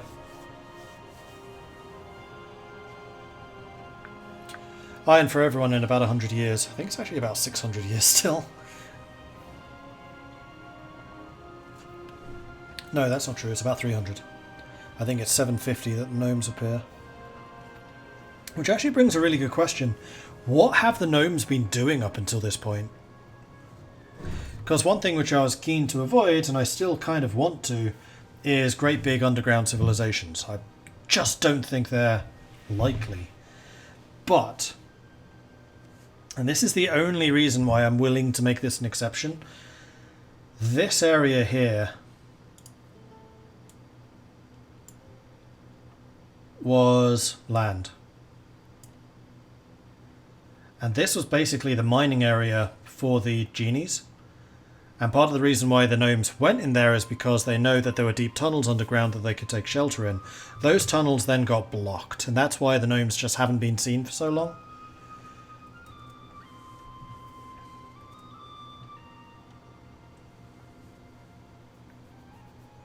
But would they have been able to survive down there is the question. And if so, how? Like, I'm not saying that the gnomes wouldn't have taken huge casualties, especially in the early years, because they would have. But they must have found a way to survive, and if so, how? And yeah, they've been trying to get out the mountains, which is why they developed ironworking. Because it was the iron tools that they could finally shift the rubble out of their tunnels. The bronze tools they had before were too soft. If they even had bronze working, I'm not even sure that they did.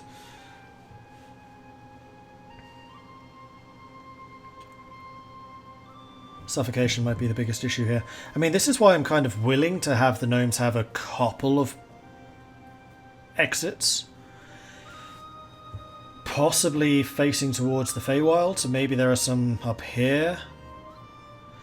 So they have interaction to the Fey, but not the humans. Maybe. Because we could certainly put like the forest gnomes up here. Maybe the forest gnomes so developed because they were the surface gnomes.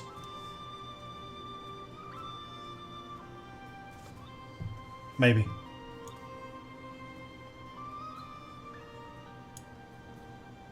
Right, I was busy loading this so that I could copy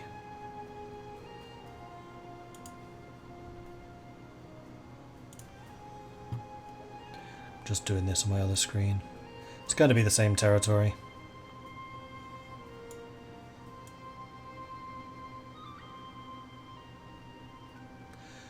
Just so that we have the boat humans actually going in the other direction a little bit earlier.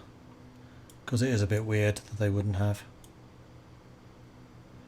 And then they're on this peninsula.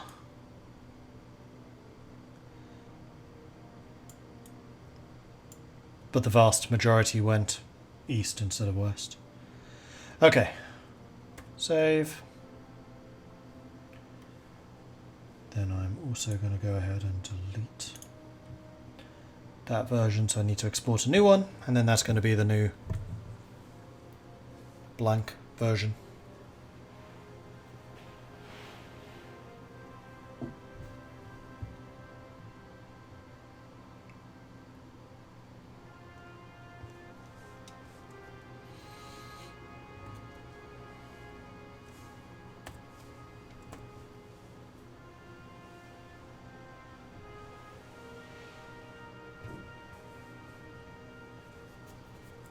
fluorescent crystal, then they'd probably perennially have high CO2 toxicity.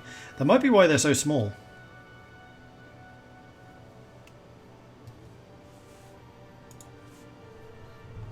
Because I kind of assumed that with their being in the mountains is what made them shrink. And just lack of resources. I mean, it makes a lot of sense, actually. They just didn't have the foodstuffs to be big. So through natural selection, the smallest and the ones that needed the least resources survived. And also I would say probably the ones that were able to get into the smallest gaps. Okay, that's done. So we're back onto this one. And now we can have these boat humans starting to expand a bit more. So let's have you come in southwards. Down to here, though you are still being a little bit cautious because you are very close to where those guys are. But I think that this colony is probably flourishing because this is quite a nice area.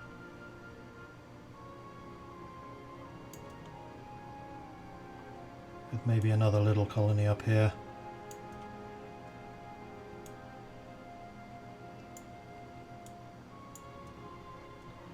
And in which case, those would be their own kingdoms at this point.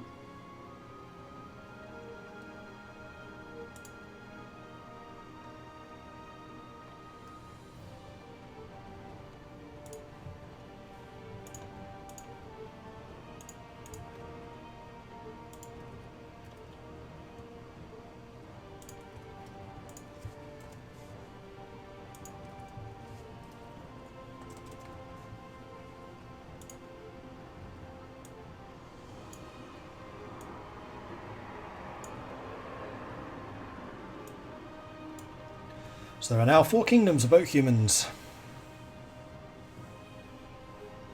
Dwarves are not subterranean. Nope. That's part of the reason why I wanted the Tarrasque to smash a tunnel. Because I didn't think that Bronze Age technology dwarves would be able to tunnel through these mountains. And I wanted the dwarves to end up in this valley. Because their capital is going to be the Tarrasque's former nest. Which I think would be a really interesting place to explore. That would legit actually be a subterranean base, because it's the Tarrasque's nest which was underground. And that is probably going to be the only legit subterranean city.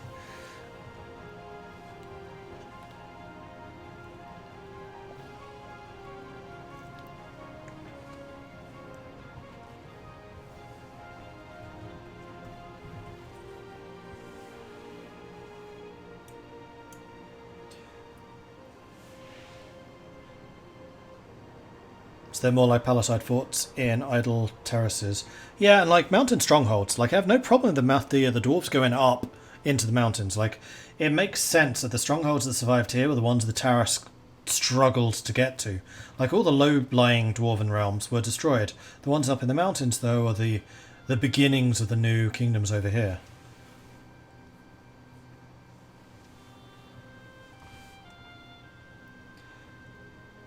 And I was kind of thinking that the first emerging gnomes may well have been high up in the mountains, so just too far for the humans to reach, because there are a lot of mountains here. I mean, less so here, but like all of this, remember this is also mountain. Which is why I'm thinking if that's Forest Mountain, this probably is where the forest gnomes are. And if they emerged here in the kind of lusher areas, then maybe the forest gnomes were the farmer gnomes that fed the rest of the gnomes. So the gnomes empire at this point is probably... In fact, you know what? Let's make this a thing. So we're going to go... Not race labels. I mean, we need to get to there eventually. Race. New thing. This is going to be F gnomes. And the forest gnomes colour. Here's going to be a good question. Some kind of green, which is going to be a pain. Like a grey-green. Something like this. So the forest gnomes are going to be...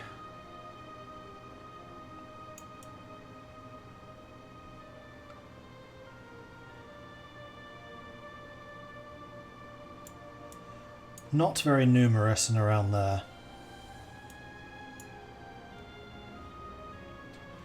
And then we have the rock gnomes.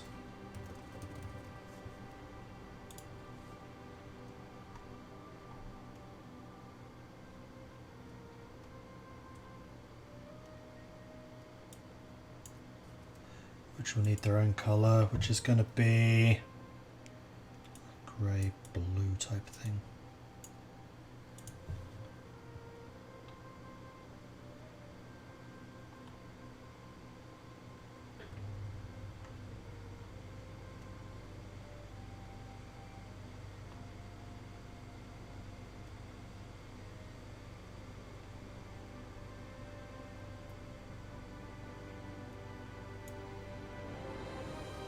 Ooh, that's a nice colour.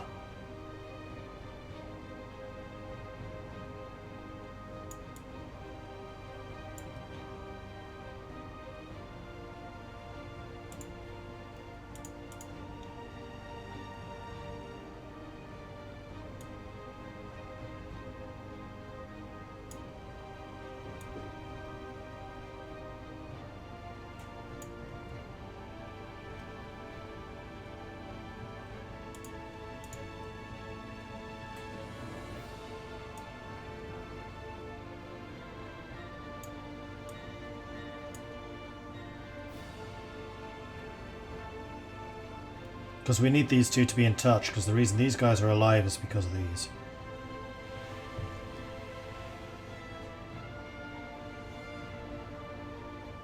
Do I want that though? Because these would have just left.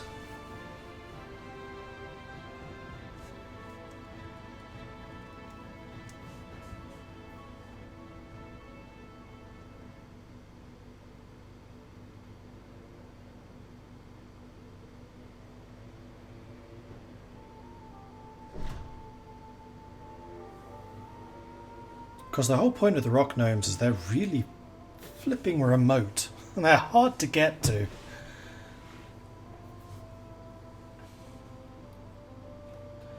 Alright, kingdom labels. We need to get... Oh, kingdom race labels.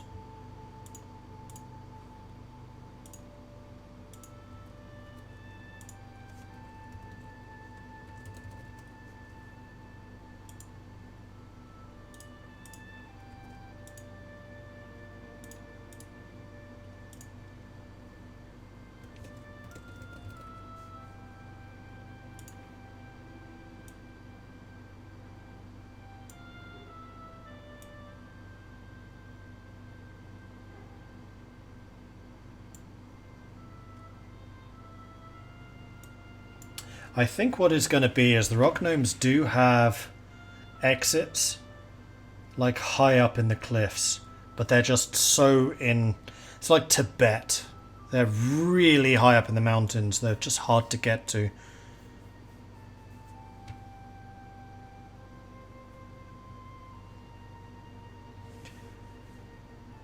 Because like, my initial thoughts of the rock gnomes is they're basically in a bunker, Fallout style.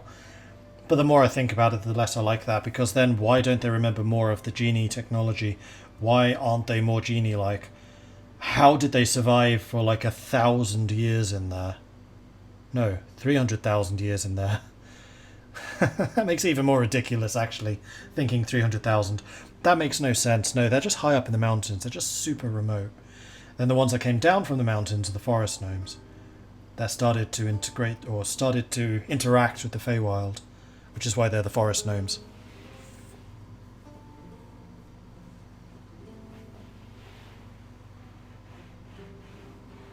So I think that's just what it is. The rock gnomes are like the Inca, which actually makes a hell of a lot more sense. Yes, I like that more. Rock gnomes are Inca. Cool, sorted. They're just really, really remote. Even though they're technically close to these guys, they're not the most populous of the humans. And at this point you wouldn't be able to see from the distances we're talking about the impact.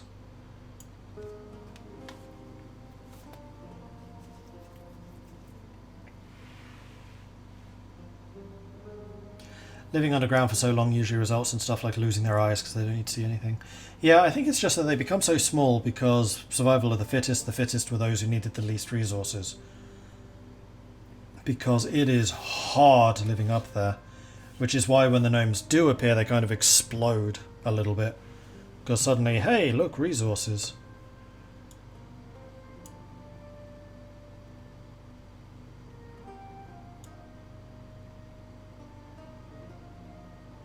And we could have all kinds of natural predators up here, like griffins that like hunting and eating gnomes that venture away from the highest peaks.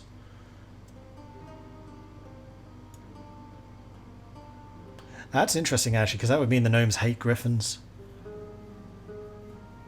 Forest gnomes are also larger. Yes, they probably are.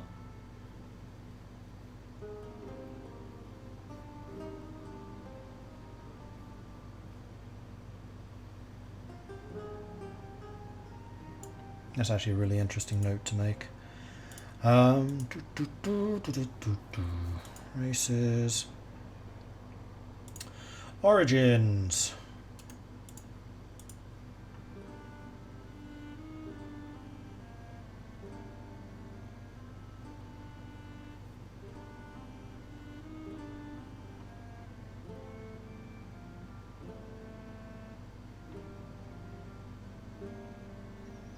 Do I go into more detail? I don't.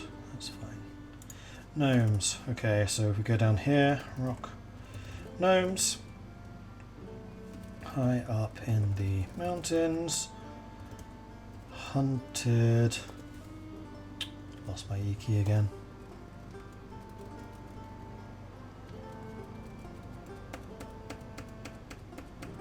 This is so annoying. Come on, wake up. Oh, there we go. Hunted by griffins or similar. So they dared not venture out from the highest peaks.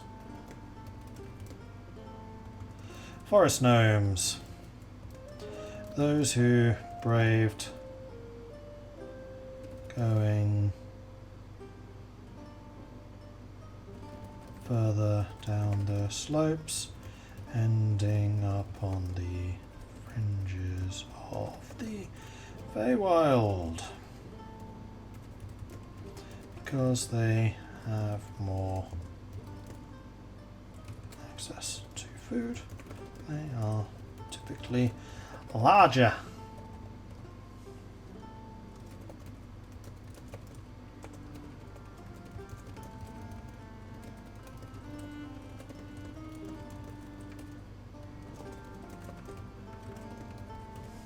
Cool, I think that's a really good development for the gnomes, actually. Excellent. I'm glad that we've got them on the map, so we can kind of say, okay, this is where they are, and this is where they would start interacting with people.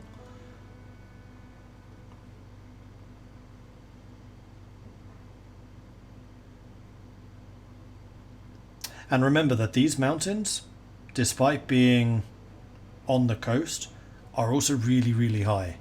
Because when the explosion would have shattered some of the outer mountains, and then also when the tidal wave slammed in, it would have inundated and destroyed, again, some of the smaller ones. So it's basically, imagine like half of the Rockies just disappeared, and you are now halfway in the Rockies with just whoosh. It's actually kind of like the Rockies and the Great Plains. It's just like flat, flat, flat, flat, flat, flat, flat mountain.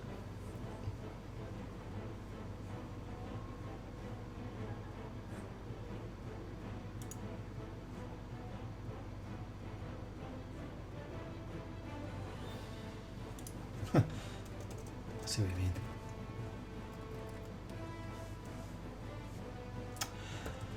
Because they have more access to food, they are typically larger. English, do you speak it?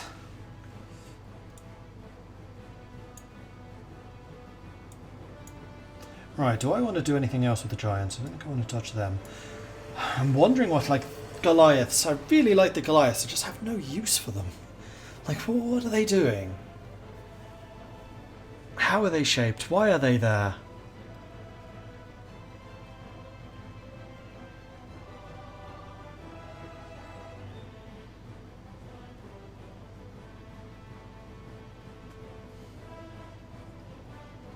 I guess between the humans and the Goliaths, they push the Verbeegs into this valley. Then the hill giants get pushed back up here. Or destroyed entirely. I kind of like the idea of just getting rid of those hill giants and just having the hill giants over here. This feels more like a hill giant area. In fact, let's do that. I think that this is the point where the northern humans start to push back.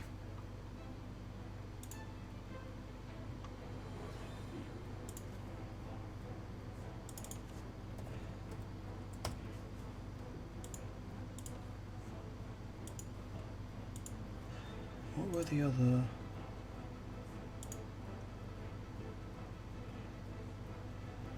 Nothing. Southern humans are struggling, but the northern humans are bouncing back. So I'd say that they've kind of taken this.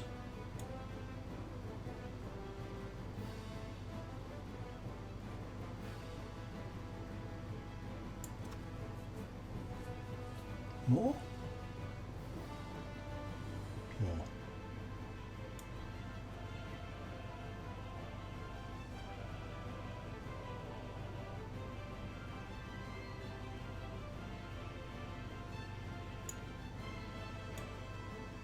That much though? That's a lot of land. Too much. Because this is 100 years. Well, North humans didn't really have a Bronze Age collapse. The North humans are still expanding. Expanding. I'd say the North humans are still kind of struggling to fight against the Verbeegs out in the open, but in the woods and in the hills...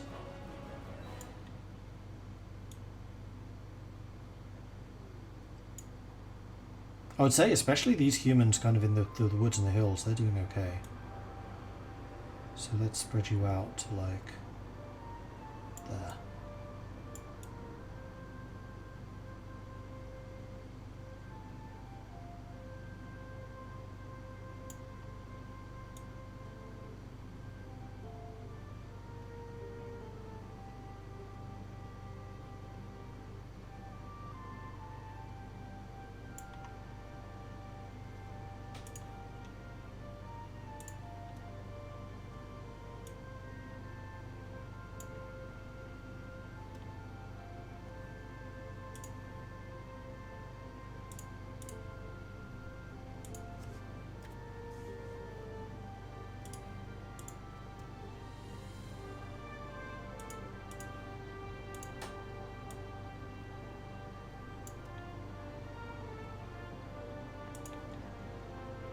And then basically this attack is pushing the Verbeegs back that way.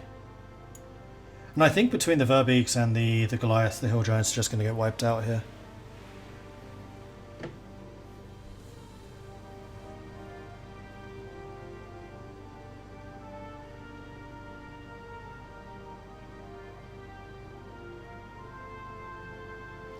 What are Goliaths compared to Giants? I mean, that's the problem. So, in my mind, I had the Goliaths were better able to resist the cold of the Ice Age, which is why the Hill Giants pushed south and the Goliaths didn't. Up until that point, Goliaths were basically just runt giants.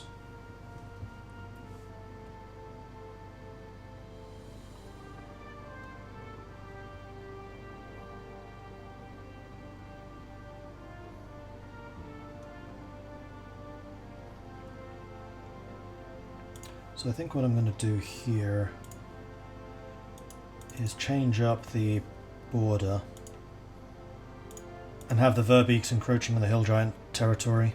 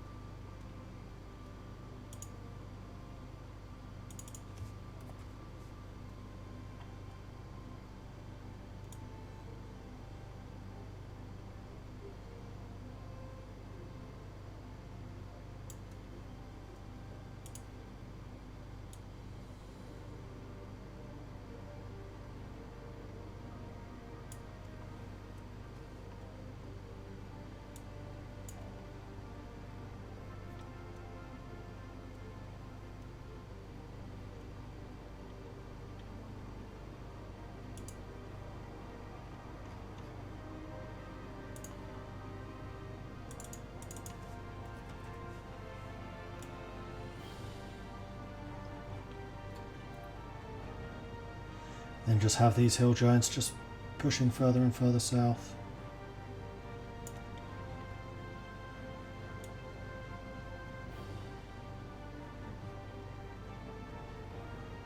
Until basically the Goliaths fill this area.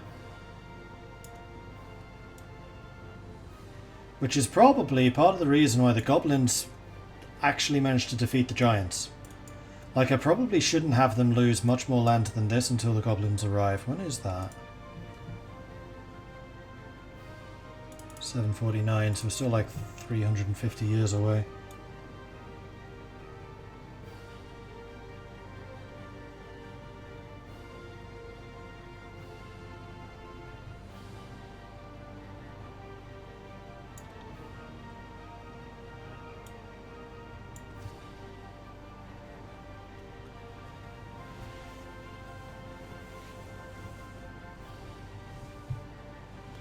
Extinction of the Western Hill Giants eventually. Yeah, that's what I'm thinking will happen. Especially when the goblins arrive. The Verbeeks will probably survive and start moving up into this area. Then this Southland will be the goblins. And then the Goliaths probably retreat into their mountain strongholds.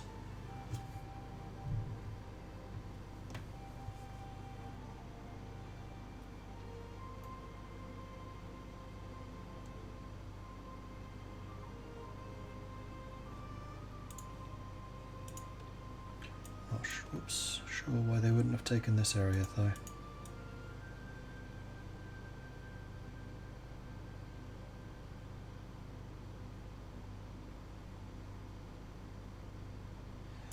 And then I think NH10, which is North Human.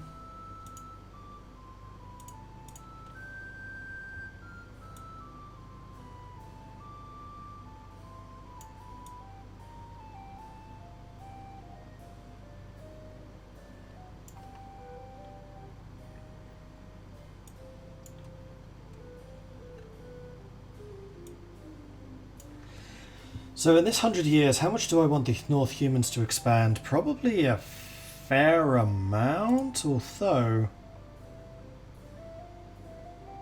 Where's the Southern Human, or where's the Human explosion?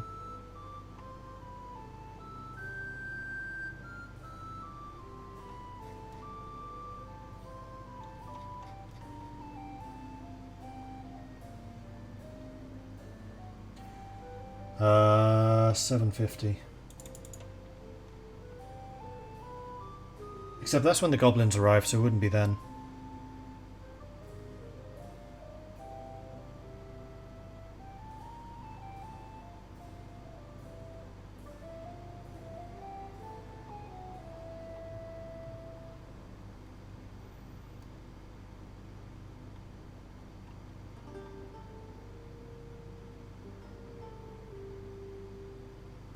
There it is. And just a year later, goblins!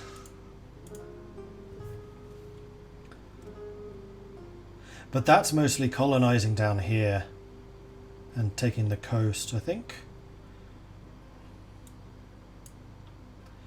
The last 100 years were probably pretty hard for them, so I think I'm just going to give them just a general slight growth.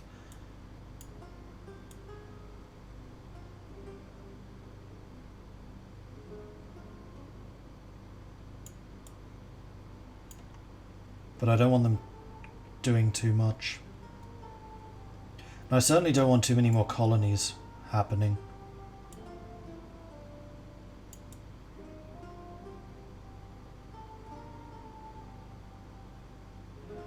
We need to start establishing some borders.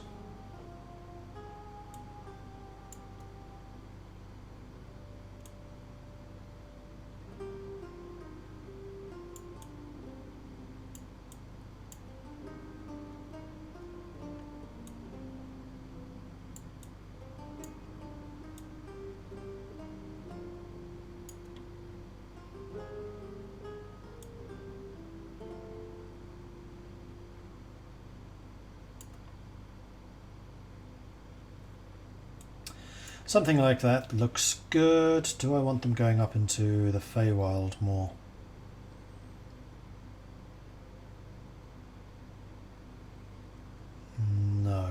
do want them going out this way a bit more.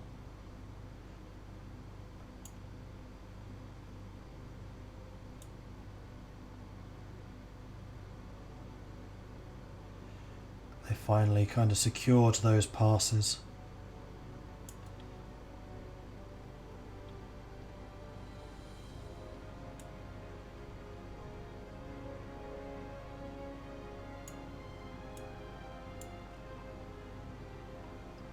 Yeah, so North humans I don't think are going to grow that much.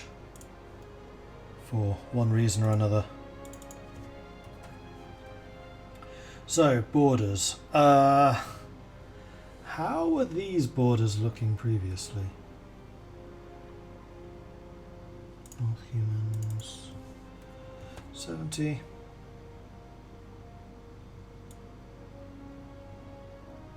That's not what I meant.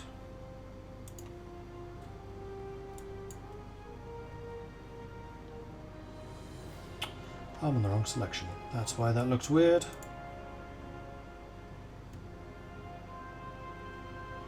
Who are they facing against? North Human 1s are going to be aggressive. So I kind of feel like they may have been fought back to those hills.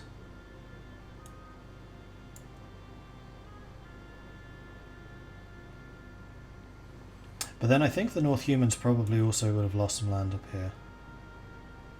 Sorry, North Human 1s. Starting a new kingdom in this area. Are there resources? Yes. What's purples? Again, iron, isn't it? Irrelevant. But I think just the fact that this is such a nice area to get into the Feywild. This is like the hunting kingdom. Much the same as NH2. And I think there should also be another establishment up here. So we go back to the border and we'll establish another kingdom.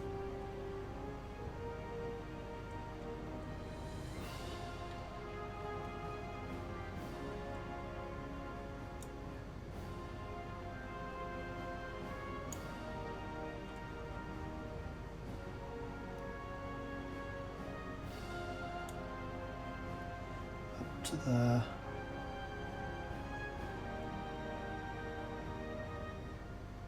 And straight across.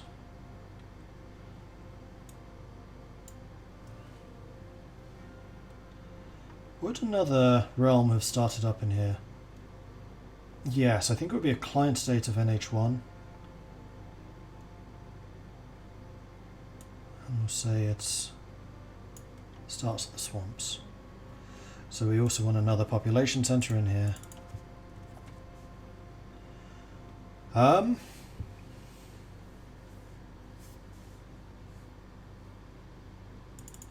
Maybe just a small one.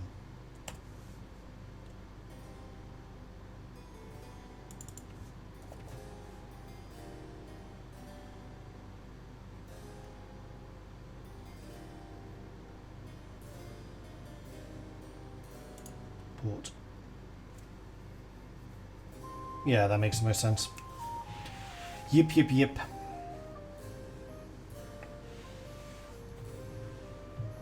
And I think NH10 would have, by this point, established a settlement of some kind. Probably right there. Good access to resources, natural harbour. That might actually have grown more. Let's make that a 20.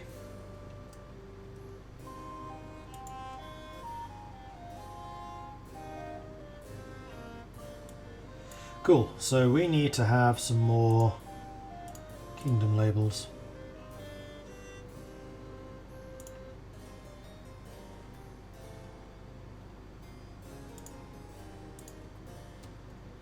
So we've got NH11, NH12,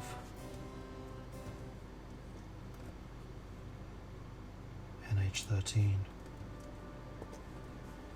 That's a lot of North Human kingdoms.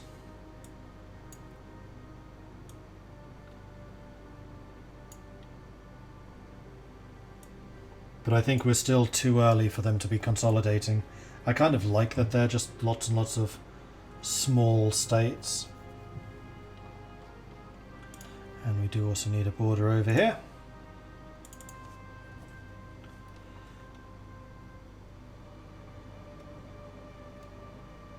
Which I think is just going to be straight across the hills where there's probably hill forts.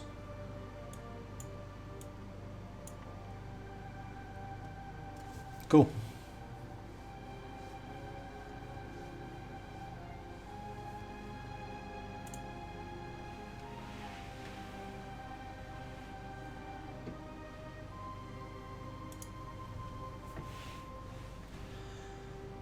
Right.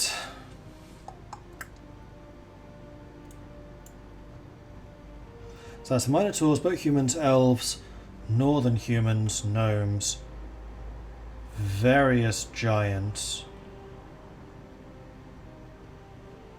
I feel like I'm going to make these giants bigger because there's no way that they would not have expanded.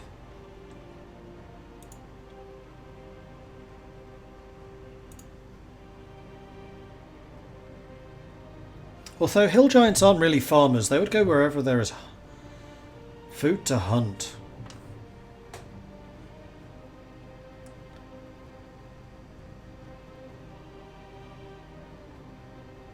And the main benefit of this is just open grasslands, which is very arable. So you know what, I'm not even sure that they would have expanded much. Seems too much like hard work. Alright, southern humans. So the southern humans went through almost a decade of terrible famine. My room's getting very dark. I should probably go and turn the light up. I'll do that.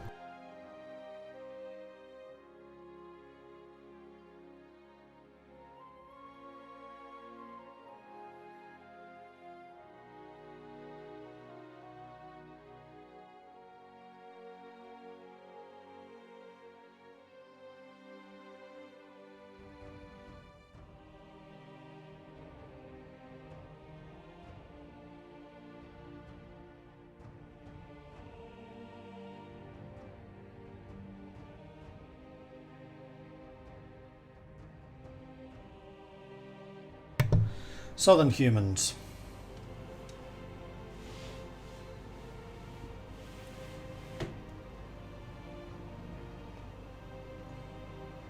Would most likely have most aggressively grown in the food providing areas.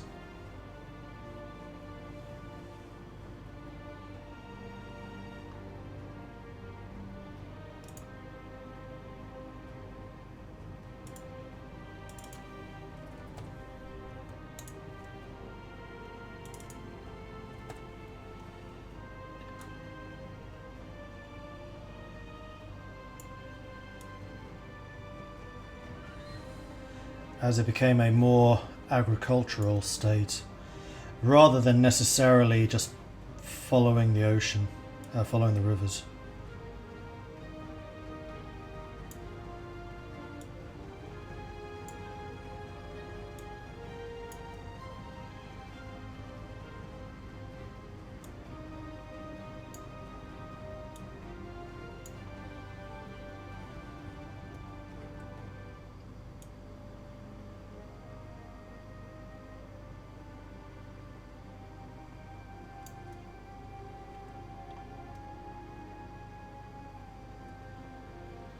I'm going to say that SH9 actually failed. Gone.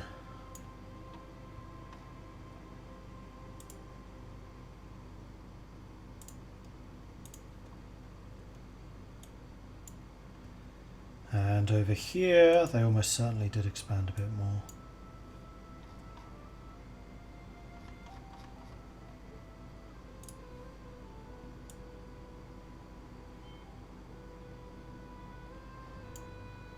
But they're kind of isolated. What's that? Leonin? That was a misclick.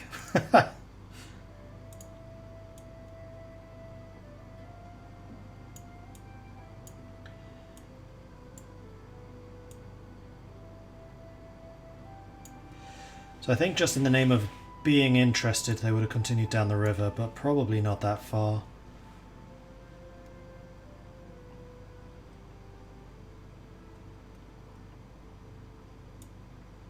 And again, they're very inward looking, so I don't think they would have bothered trying to go out. Okay, let's go and play with the borders. Because with the dissolution of internal structures, I feel like the borders probably did change a bit.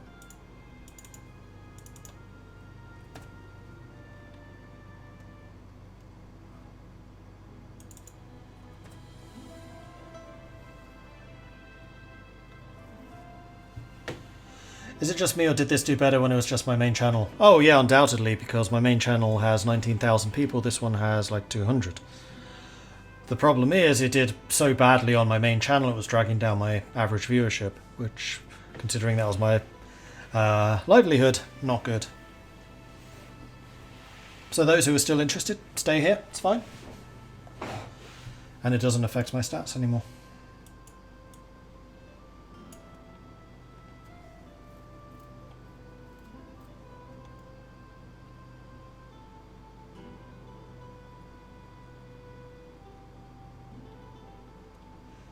So I feel like what would have happened here... Again. Border. Border.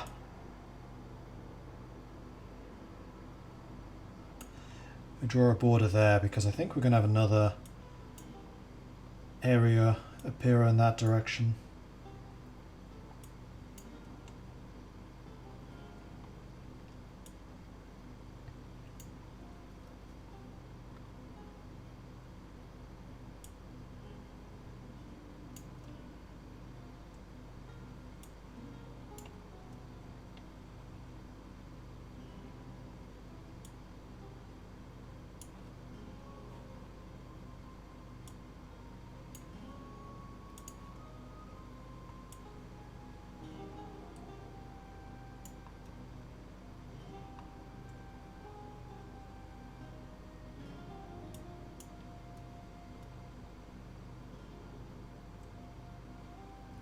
Okay, that's good. So SH8, just to remain the continuity, is up there.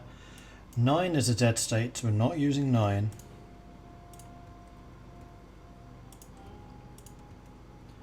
So this then is 10. This one is 11.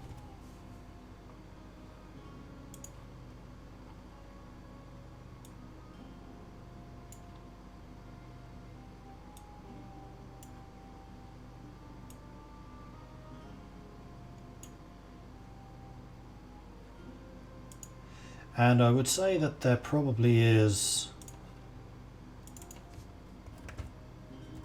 another small town developing there. This lake is going to be like the heartland of a lot of the urban population, I can tell already. Heavily, heavily populated. Which doesn't surprise me. Easy transport, easy food, fish, grain.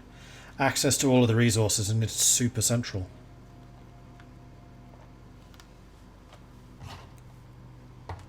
When we reinstate Ambenar and Hellas, I think the associated viewership might jump back up. Yeah, possibly.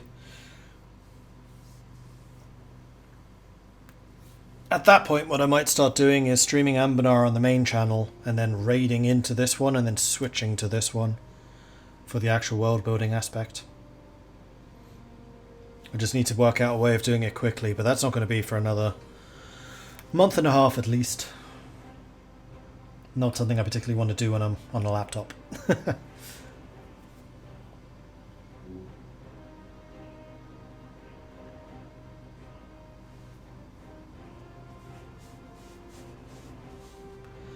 Okay, so I think that's the southern humans done.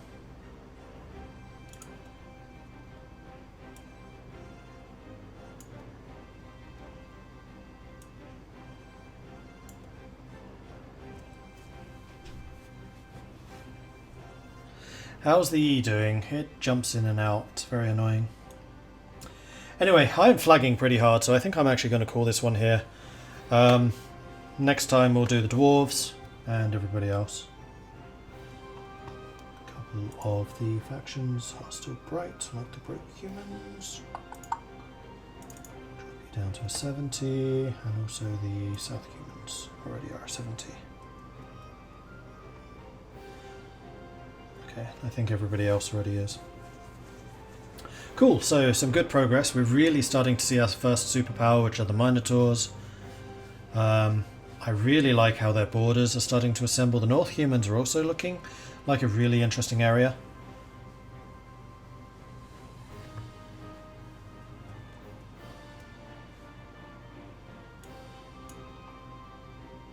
And the South humans are slowly but surely growing.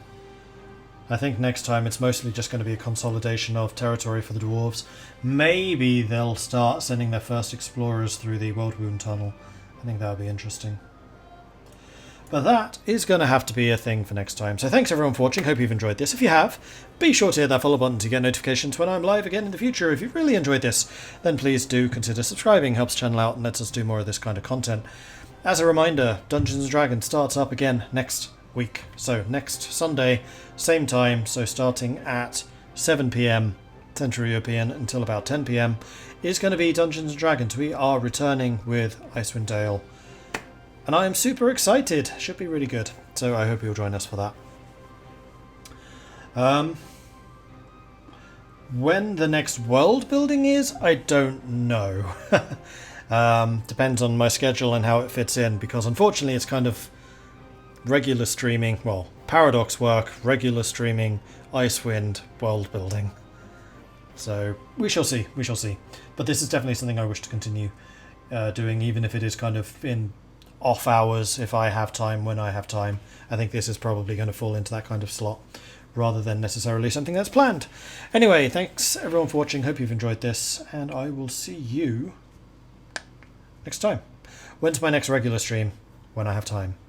I still don't want to commit myself to having a schedule yet. What am I doing tomorrow? Tomorrow, I kind of want to go and explore another part of the town. Tuesday is drinks. Wednesday, I might stream on Wednesday. Oh, no, you know what? Thursday and Friday are day off in Sweden. So probably streaming Thursday and or Friday and Saturday, maybe. Stay tuned to Discord, that's where I announce everything. Anyway, thanks everyone. I'll see you all later. Bye bye.